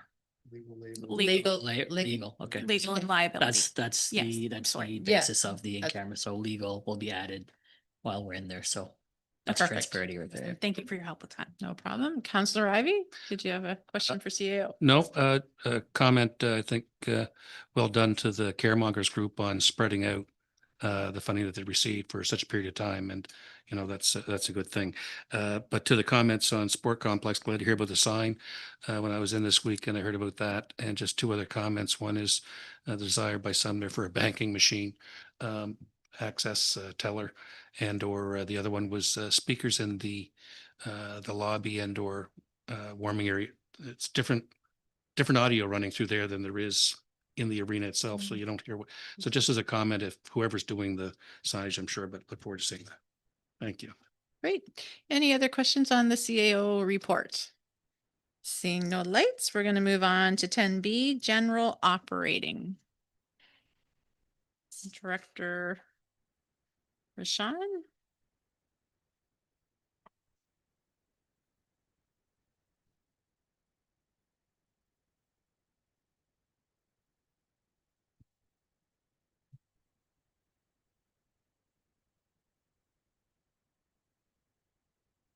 Your worship. So the next three reports have been circulated within your package. I will be reviewing the operating report for the 9th month ending December 31st, 2025. If we look at where we were at this year in 2024, we're about 3.3% lower in our expenses. In where we would typically be at 75. Last year, this time we were at about 66.9. This year we're showing we're at about 63.7. We have a projected surplus of 286,588. You'll note that that's changed since the last meeting by roughly 190,000. And this is just, again, due to some changes. The biggest one being associated to the unconditional transfers, which you'll notice definitely dropped. This, again, is dependent on how council proceeds with the motion of the financial statements. So depending on how that comes through, we will, of course, update that. But as of right now, we do not predict that we'll have that before March 31st based on the current financial statement status. So noting that, we also don't see too much change in our expenses or our revenues. Again, sewer is still projecting higher. This is just, again, based on the second quarter with, of course, the ability to look at the GL for what was billed in January, which you guys will see reflected in the actuals in the next report. And then transfer tax continues to still project a little high. We are seeing that it's evening out over the fall and winter periods. So I've kept it very conservative, but we do anticipate we'll meet or slightly exceed the budget on that one. And then our other revenues are continuing to project higher. And again, this is due to interest on outstanding balances, penalties that we've initiated through accounts receivable, as well as fines, licenses, FOIPOPs, all of those fall within that kind of other category. So our fines revenue is definitely exceeding what we have seen in the past. So that, I guess, is a good thing. Maybe not so much for the residents, but it's a good thing because we're getting more fine revenue. But that is definitely nice to see. And then again, on the expense side, there's not a lot of variance. And the biggest variance here is within the administration, general government services, which we're seeing a decrease of about 4.6. That's associated, of course, to just staffing levels throughout the year within various departments. And then transportation is higher, and that's just due to, again, the addition of dial ride, increases in insurance, higher road repair costs and maintenance, including tree removal. I'm happy to answer any other questions on the general operating statement. Thank you, Director Rashawn. Are there any questions? Mayor Zabian? So with the unconditional transfer line item being down 800, that's a delay. That's the Municipal Financial Capacity Grant. So that will come in eventually if council approves at the end of this month. Exactly. So what I would say is it's not going to be received before March 31st. So it'll be an accrual and a receivable Absolutely. versus an actual revenue. Absolutely. Yeah. But the surplus that will be shown for the end of March, take into consideration that will be an addition. Depending on how council proceeds, because Absolutely. my process would be is once I have a motion of council that gives me measure like confirmation, then I would do an accrual for that. Absolutely. Perfect. Counselor McLean. Thank you, Chair. Through you to Director Rashawn. On the transfer tax, we're almost dead on our projection. Yeah. Yep. Okay. No, I'll just yeah, that's great. Thanks. Okay, seeing no more lights, we can move on to the water utility operating. Perfect. So within the water utility operating, we're projecting a small deficit right now of 16,565. This is a change of about 31,000. Again, this one has based on the information that was available at the time. Other revenues are continuing to project higher due to bulk water sales. That projection has increased slightly based on the bulk water rates that we have seen based on the end of December. Non-operating revenue continues to project high, but still a little lower than where we originally budgeted. And then our rate sale projections are based on the 2 quarters of billing plus what we were able to see within the GL in January. So now that that piece has been completed, we are able to provide a updated estimate, which includes 964. Under the expense side, there's been definitely some changes, some of them under the transmission and distribution. So under there in the last quarter, we had a little bit less in the transmission. This one is continuing to project higher. Fuel, maintenance on water mains, leak detection are the biggest, as well as we have some maintenance under like main standpipes. And some of that is going to be reallocated, but it's still projecting higher than what we originally budgeted at about 220. And then under administration fees, so that also increased. So what we're seeing there under administration fees is our depreciation, of course, was the biggest one. So that is projecting higher by about 51%, knowing that we went into the budget with 697 because that was what it was available at the time. But knowing now where we're at with the audit and what projects we're anticipating, we still have to complete the year before we know 100%. Will come online. That number might change, but right now we're projecting 51% higher than the 697. And which again, not that that impacts it, but with other costs associated with the utility going up, we also see an increase in the administration fee by about 26.9%. And we see an increase in just other general costs associated to auditor costs. So that is projecting higher right now. We did, of course, I had to project a little higher because we did have additional audit requests that came through council in the last 2 weeks. So we don't have estimates for those yet from the auditors, but I do anticipate that will be a little higher. And I put in about 20% higher than what we're experiencing right now, which current billing is at about 75,000. We had a budget of about 95,000, and I'm projecting we'll be at about 100,000 by the time we're done the year. Happy to answer any questions on the water utility. Any questions? Counselor Remy. Through you, Chair. Just one question. Did you say you have to increase 20% for the auditors based on something that council, was that for them to come in tonight? Sorry, I just wanted some clarity around that. Yeah, of course. So it's based on where we're currently at. So we're currently booked at about 75,000. So I anticipate we'll be about 20% more than that based on the year end.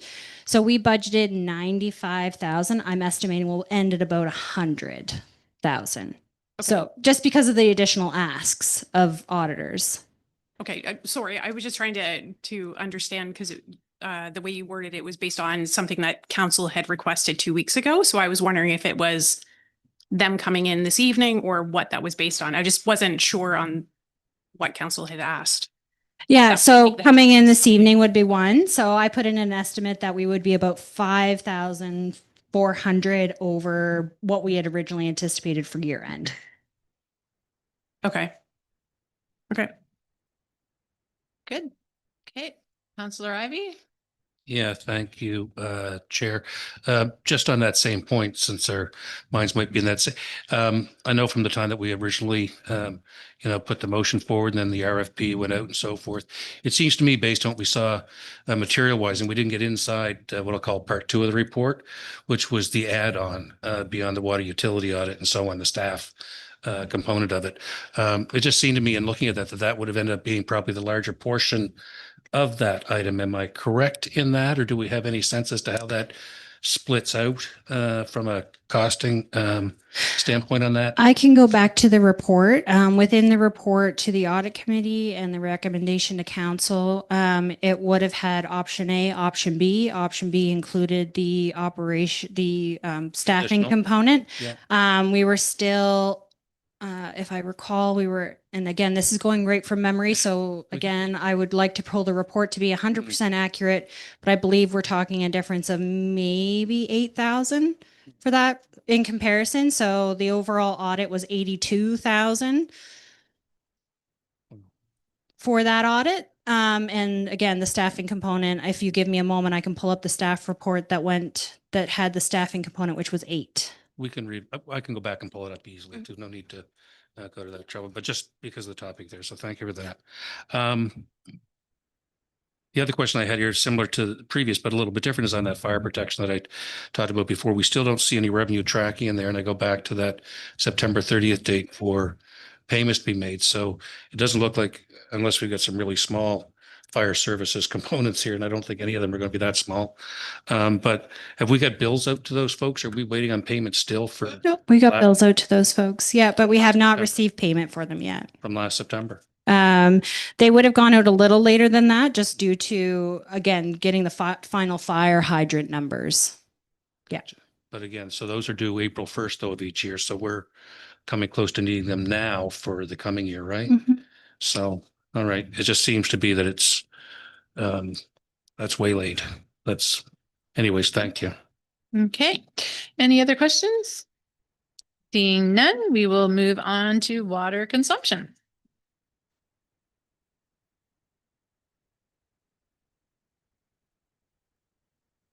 And Director Richard is going to join us for this one. Just give me 1 second. I'm just going to be bringing up our report. Okay. So I'll just do a quick overview, and I brought Director Richard up in case there's more detailed questions on water utility operations, reads, non-operating water, etc. So within our December report, we have seen just in December, 10 accounts close, which adds to our yearly total up to 237 or 5.363 of the utility total customers. We've had 2 adjustments in December, which adds to our yearly total of 23 or 0.55%. Our last meeting or our last report ending November 30th, 2025, our variance from our total bulk water consumption was 58.2. So we're showing that we're down slightly by 2.5. I do expect that number will even out again as we get our January billing into there. With that in there, we will also see this number going down associated to the water breakage that happened in December on what was it? King Street, the intersection of King Street and Wentworth, and right there by the sports complex, there was a big water main break in December. So that is what's influencing the decrease in the variance of bulk water consumption, because again, that would make up part of the non-revenue water that was estimated as part of that water main breakage. So again, we're seeing overall that we're moving towards, we have our October bill that would have covered basically the months of July, half of June, July, August, and half of September. So that would show a part of our water, mandatory water consumption conservation efforts. However, it wouldn't show the complete period, but we are still showing that we're seeing an increase there. And I do have Director Richard here that can kind of talk about what he and his team kind of monitored during that session. We also know that we had increase in our bulk water hauling at that point. So that also has shown within that and will be part of the build meters that we see in January. As well, because we also have, of course, the additional period that would come from September into the ending of the drought season, which would have been mid-October. Overall, I'm happy to answer any other questions or direct any questions to Director Richard. Thank you, Director Rashawn. Any questions on the water consumption? Seeing, Councillor Larry Pinch. Thank you, through you, Chair, to Director Richard. So, and this is on water consumption in general, but just as an in general, are we still losing that much water that we are unable to account for outside of this non-revenue water that like just isn't in these numbers because we can't find it? Through you, Deputy Mayor. So there's a lot to that question, and we kind of had the preempt versus the audit around non-revenue water. So we kind of break down non-revenue water in two parts. One is the non-revenue water, is the bulk part, and the other is there is some accounted for water within that non-revenue water. Because that's important, because I think I explained it before. Water does have a shelf life. We have to flush. There is, water main breaks, fire usage, and there's also, some accounted for water in the inaccuracy of some meters. We try to, anticipate and estimate what that is. So I did some work. I call it my my community volunteer work between my work hours and coming to this meeting. And I did it just between this meeting. I would like to share the spreadsheet. And I said it before, I took the bulk water meters out of the equation because essentially it's really redundant that we're talking about these bulk water meters within our system as a consolidated system. And I try to break it down to use 2 quarters that were for, I love data. I like, and when you break down numbers different ways, you get different analysis and different outcomes. And usually it's pretty satisfying when you see interesting stuff. And I broke those 2 quarters down for 2025, being Q1 is April, May, and June. Q2 is July, August, and September. So Q2, we were starting our water conservation efforts. July, we were okay. August, we did the voluntary water consumption order. And in September, we were into the mandatory water consumption order. So if you look at Carly's spreadsheet, it looks like,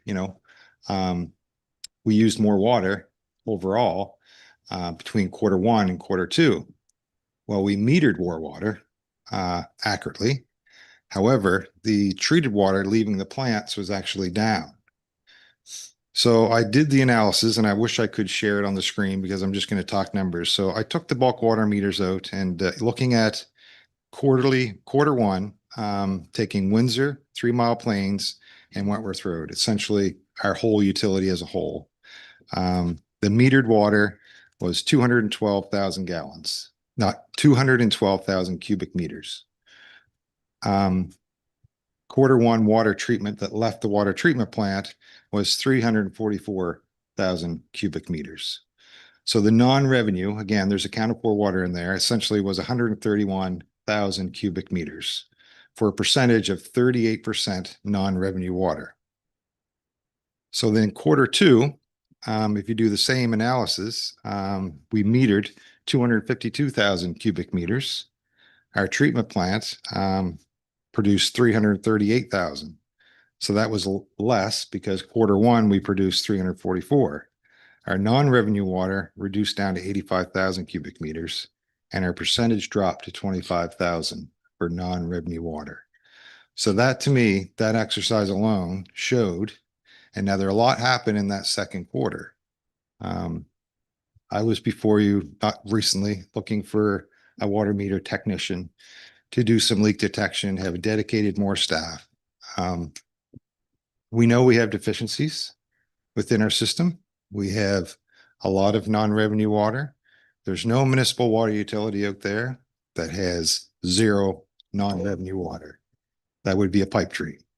We have old pipes. We have pipes that are over 100 years old. We have over 4,500 service connections that leak. We have inaccurate meters. We have meters that don't accurate take the low flow. So there's a lot of things in that non-revenue water. So that reduction, it was a 38% reduction from Q1 to Q2. And why did that happen? Because 2 months of that Q2, July and September, July or August and September, we dedicated our staff, a good portion of our staff, probably 80% of our staff, towards fixing leaks, locating leaks, and reducing our non-revenue water through flushing stations and taking things up. So that tells me a story that dedicated resources to this full time, we can reduce our non-revenue water. Most likely our third quarter, because we have lots of other priorities. We just, and I'm not here just trying to sell you a story. We are a deficit of staff resources. For leak detection and non-revenue water to be a priority, we have to dedicate staff resources to that, not just a couple times or 3 or 4 times a year. This has to be dedicated 100%. So that tells me a story. So I will probably take this and, we do have our technologist, Kaylee, to kind of help with this. But there's other priorities that she's working on too, because that was brought up. And it is back in the budget. You'll see that position back in the budget, but that's just one position. So, we need more. So again, that tells the story. But to answer your question, yes, we are able to reduce that non-revenue water, but it's a big concern of us. But it takes a lot of effort to continue to reduce that non-revenue water. And there will be a different report coming back in April. I'm just dusted it off. It's quite brilliant. So there's water meter technology out there now that's very accurate. Also built into these residential water meters is acoustic leak detection. To me, that's brilliant. So just imagine in 5-10 years, we have 4,500 customers or more with residential water meters that are listening for leaks on the service lines and the distribution systems. So again, we have 300 meters that we want to get replaced on the Windsor system. That's 300 meters that we have to book appointments, get into these places, customers, and replace meters. But again, having a position, and it's not cost neutral, it's a cost benefit. Probably won't be in the first 6 months, but in the year 2, year 3, we're going to capture that additional revenue, and those positions are going to fully pay for themselves plus. So that's what we're looking at. We talked a lot about non-revenue water, trying to reduce it. Listen, I would love to be able to reduce that. And the other biggest part, if we reduce our non-revenue water and capture that leaks, that's capacity in their system. That's capacity for future development. That's postponing capital projects. That's pays huge dividends. So I could have, we could talk about non-revenue water and leak detection for many hours. It's opened up to all counselors. I offered, Councillor Ivy to come in. I would really love to sit down with you, show you some meters, show you our system, show you how it works. Because it's great that, the decimal point, the meters, it's not really a decimal point, it's a multiplier. A large 10-inch meter has a multiplier of 100, 2-inch and above has a multiplier of 10. So those are things that, I could explain better, sitting down one-on-one. So that's open to everyone. So sorry to be long-winded, but I think that was important, just given the discussion tonight and focusing on, reducing our non-revenue. Okay, is there any questions on the consumption report? One thing I'd like Oh, to add sure. to Director Richard's comments too is we're always looking at ways of trying to make the data and the reports that come to council, better, providing information that we need. I know in the past they've asked for that you've asked for data on what comes out of the Lance. So again, Public Works and Finance have been meeting. We've been looking at how we can kind of make this better. It is very much a team blended item because there's a lot of data that Public Works has, but then there's also customer data that we have. So it's kind of like blending the both. So if there is things that we want to see on here or changes that we want to make, again, just looking at the data that Todd has talked about tonight, or Director Richard's talked about tonight, it definitely paints a different picture than what we see here just based on what's going through meters. Right? Perfect. Counselor Ivy, did you have a question? Just an added comment on to, I guess, Director Shard's comment about the non-revenue water, unaccounted key and so forth. And I will take you up on that offer for sure. It's just timing leading into today. And then equally on the report side, I think that's really valuable to do, and I would encourage anybody else. I know I'll send a note on. I think it would be valuable for us to be able to see that sewer utility as a separate breakout. It could come with water because the two of them are sort of hand in hand, but it would be good just for us to know what components of that, because we see changes in expense, we see the revenue that goes with it. It just makes it easier when we come around to an annual looking at the audited statements to know in advance, this is how sewer's performing, because we try and treat that as a stand on its own kind of an entity, that it's paying its own way. It would be good information to see. And there may be a few other things. I'll just send a note along whether they're acceptable or not, but certainly glad to hear that we're looking at other ways to do some of the reporting on these things. So thank you. Great. Thank you very much. Now I am going to be mindful. It is 8:06. I'm just going to skip through correspondence and then we'll take our 15-minute break. So we come back for new business, if that's okay with everyone. So 11A is general correspondence received ledger as of March 6, 2026. Deputy Minister Chris Morrissey, letter to West Hants Regional Municipality regarding revised funding framework for the Regional Enterprise Network. And then B, correspondence sent as of March 6th, there was none. So it is 8:07. So we will break for 10, 12, 15 minutes. Come back at 8:20. Is everyone good with that? Okay, folks at home, we will see you approximately 8:20.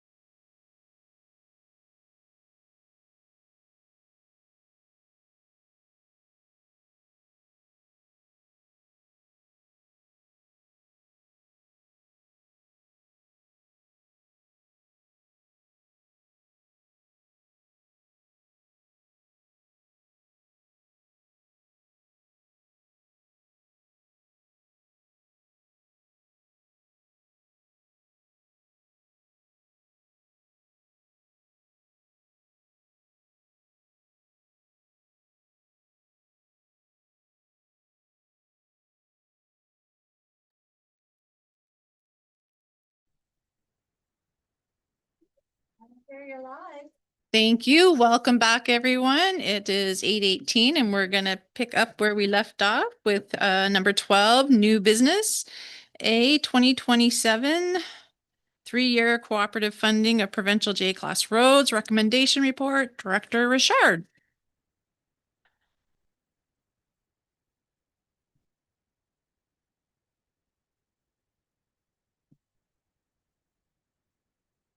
Thank you, Deputy Mayor. So fairly straightforward one here. I won't go through the report. I think you all had time to review it. Essentially, this is just looking for agreement to be signed for the 2027, starting the 2027 fiscal year. The province looks for a 3-year agreement. So staff just requires direction of council if this program is to be pursued with the province for the future budget year 2027, 2028 for the next 3 fiscal years following. The province is requesting the documents to be signed and returned to them before July 3rd, 2026. So that's why the report is before you currently. Thank you for that. Is there any questions on the report to Director Richard? Okay, Councillor Larry Pinch. Thank you, through you, Chair. And I might be remembering this incorrectly, but was it last year that they decided not to do this, even though we had the agreement that we weren't getting the 50%, or I may have relayed that from another project? So you're correct. It wasn't that they didn't decide to do it. I think it was a budget decision. We did receive funding through Trunks and Roots.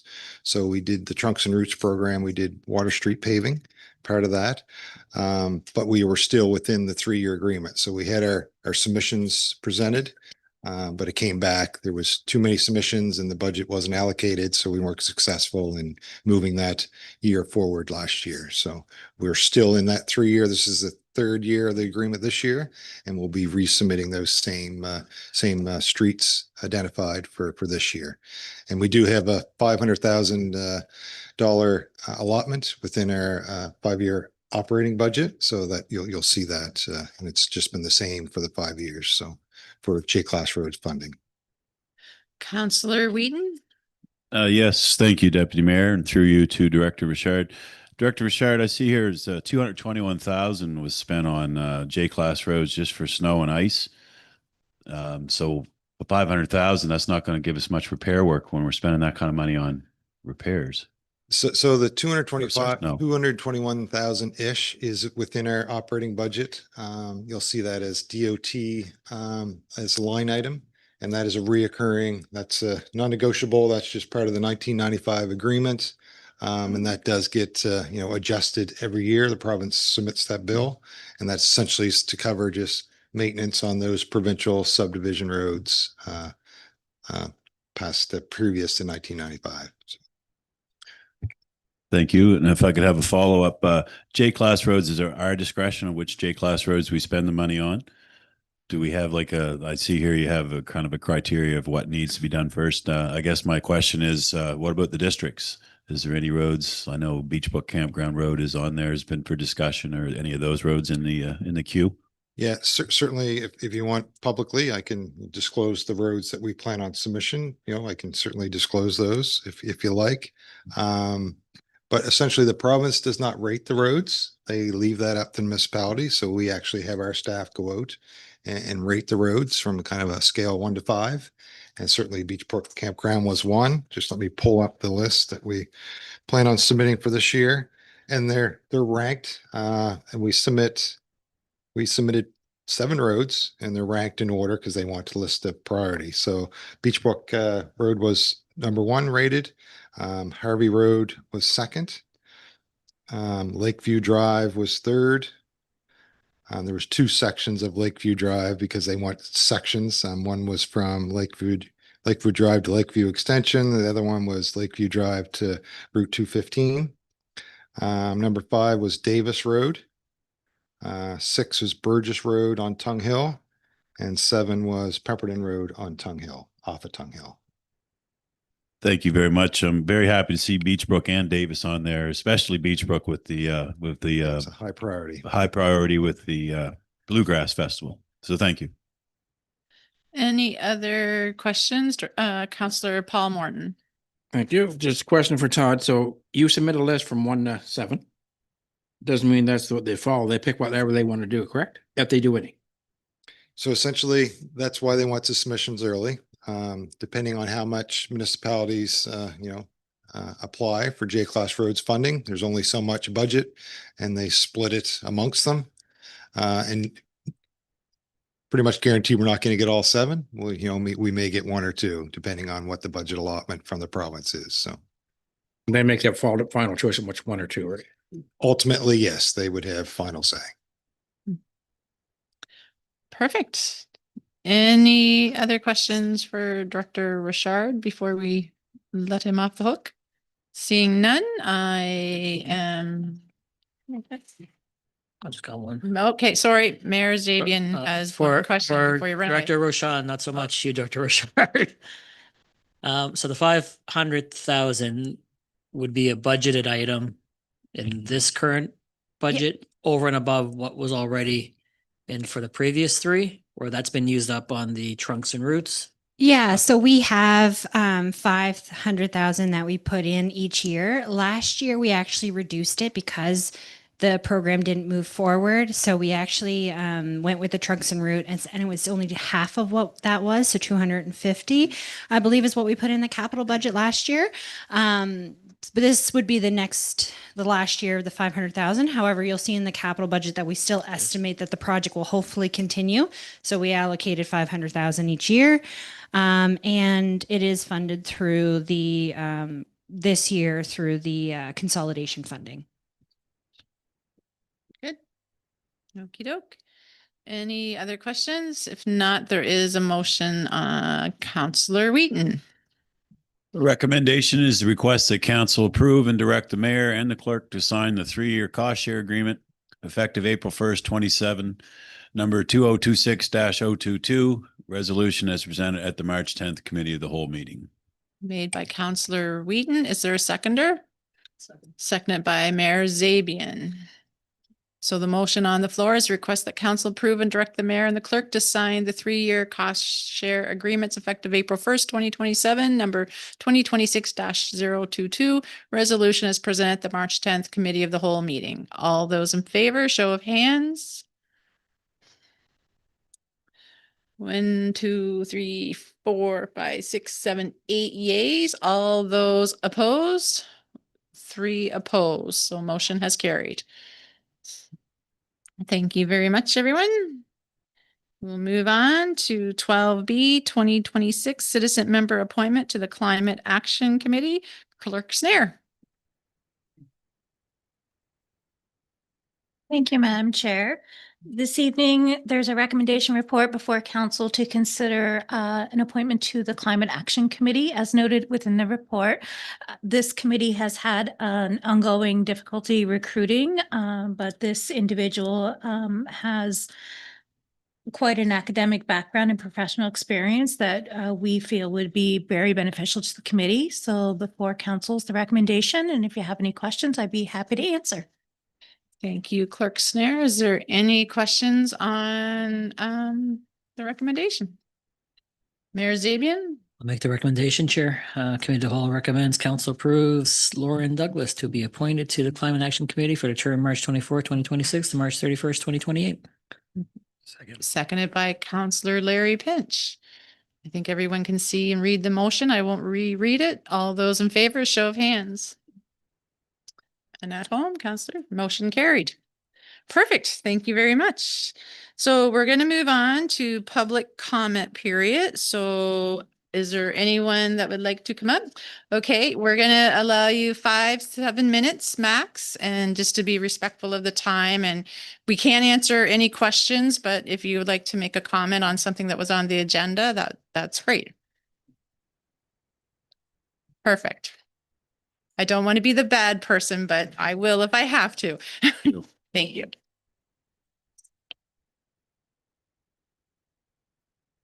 So, And just for the record, Rick, we all know who you are, but yeah, just for folks. Rick Smith, I live here in Windsor. Thank you. And I've been following the water utility for several years.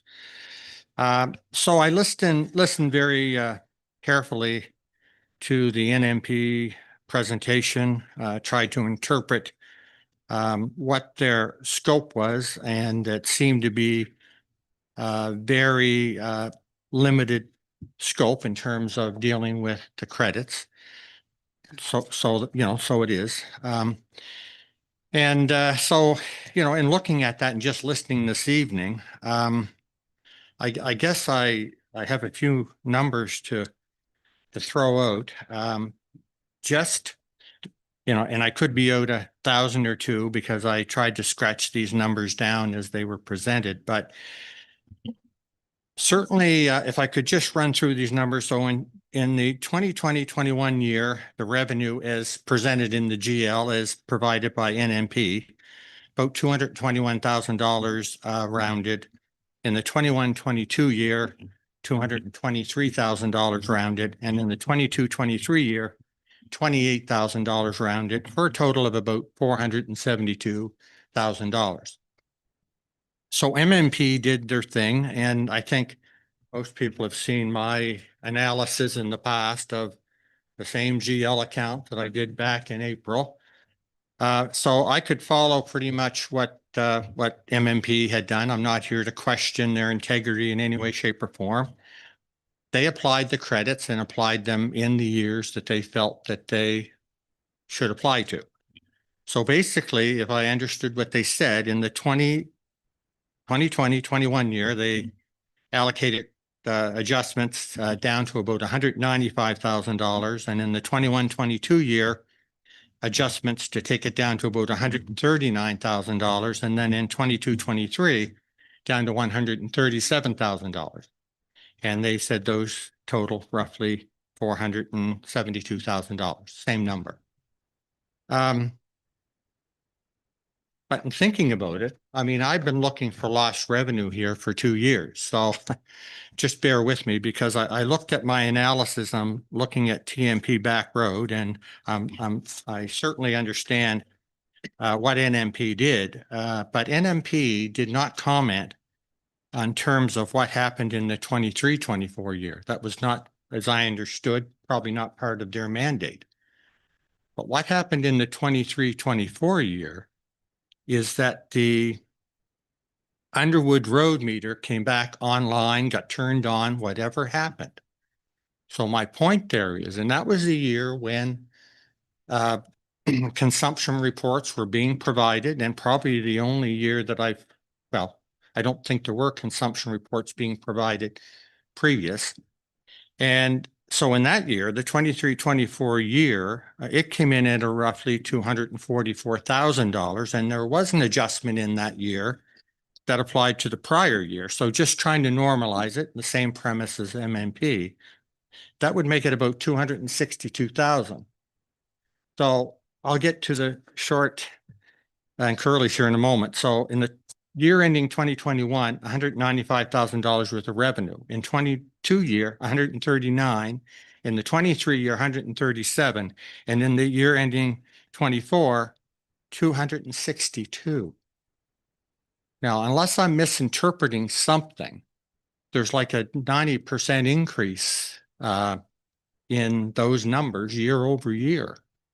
So the point, and I tried to listen carefully, so I realize you can't comment. The one thing I did pick up, MMP didn't really provide any comment about the accuracy of the corrections or what's in the GL. They simply audited those numbers and streamed them back or smoothed them back given when those adjustments were made.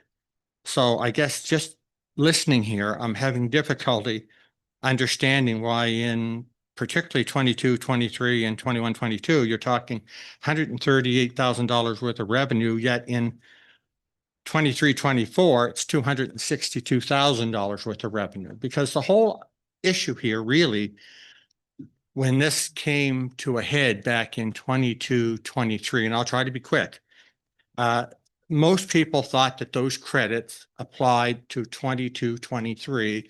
That's the reason for the low revenue. But as it turned out, through my analysis and through MMP, those credits applied to the prior year, the 21-22 year. So what I'm saying is because I get my head into these numbers more than I should, the revenue stream the following year, which of course was audited and we had consumption reports, was much, much higher. So as much as you probably don't want to hear that because you don't want to deal with it, don't misunderstand what I'm saying. These numbers still are not where they should be, could be. I'm not trying to open up a can of worms. I'm simply making a statement so you realize that during those years when those credits were being done and those adjustments and errors, it was chaos in these GL accounts. So I understand what MMP did. They had a limited scope. I look outside the box. And what I'm saying is when I look outside the box, I see big numbers in the following year. That's all I can really add to that point. So if I may, I want to move right along. Yeah, So we'll the do a other couple thing, more minutes, Rick, and yeah. we're gonna. So the other thing is wrap it I listened very attentively to what Councillor Ivey, his question on unbilled water and the treatment of AR. And I have to say that I completely disagree with the auditor on his opinion on the treatment. Now you have to realize that unbilled water and or what they're classifying as accounts receivable, it's still revenue, but it is a classification issue.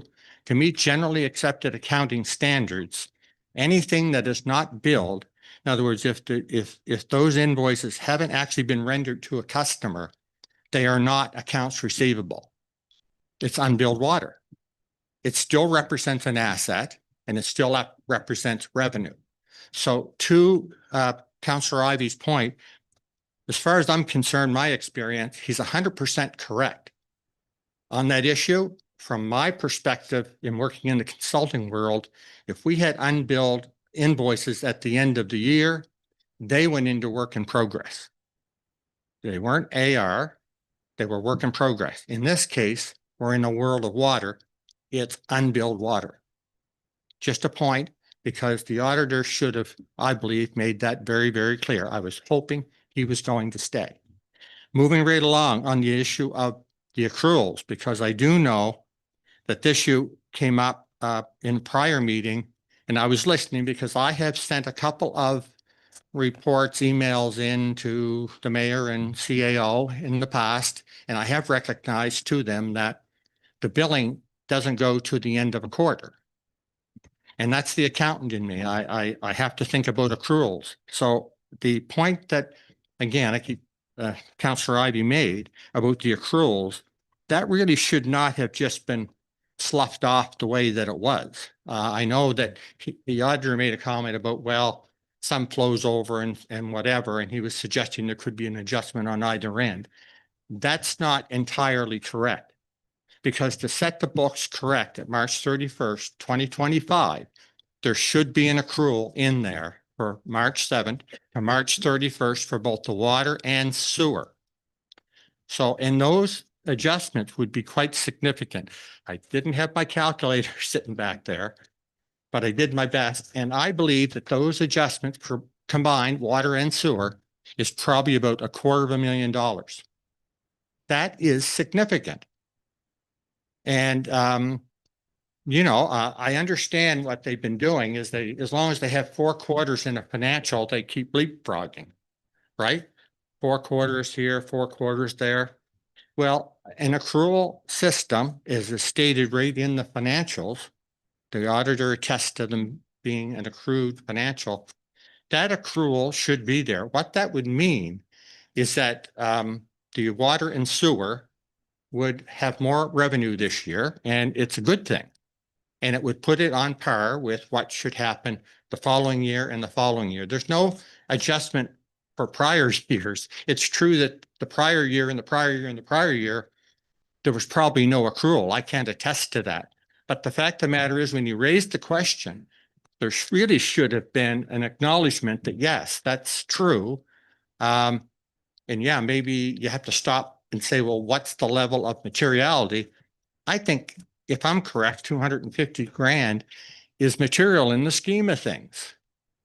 And I just think when questions are asked, they need to be more, I mean, they have to get good answers. And I'm not here to criticize, I haven't criticized MMP because their scope was narrow. I am criticizing the auditor simply because I know I've been audited for 40 years. And accruals are part of that process. So there's $250,000 on the floor. All you have to do is pick it up and put it in your books. Thanks, Rick. And I just have one more comment on the current financials We're because gonna wrap it up, okay? about the water. And again, it's the accountant coming out to me, but when I look at the financials on the water to December 31st, 2025, I see that the budget for expenditures at almost 4.2. The forecast is now at almost 5.3. That's over $1 million over budget. Huge number. And I realized that it looks like there's going to be a $16,000 deficit, but you have to look beyond those numbers because there's issues. There could potentially be issues with the non-operating expenditures because the non-operating expenditures, when you look at the water survey, is, you know, probably like a $1.7 million number, and it's budgeted here at 423,000. So that's all I have to say. I can't give you the answer, but there's more to it.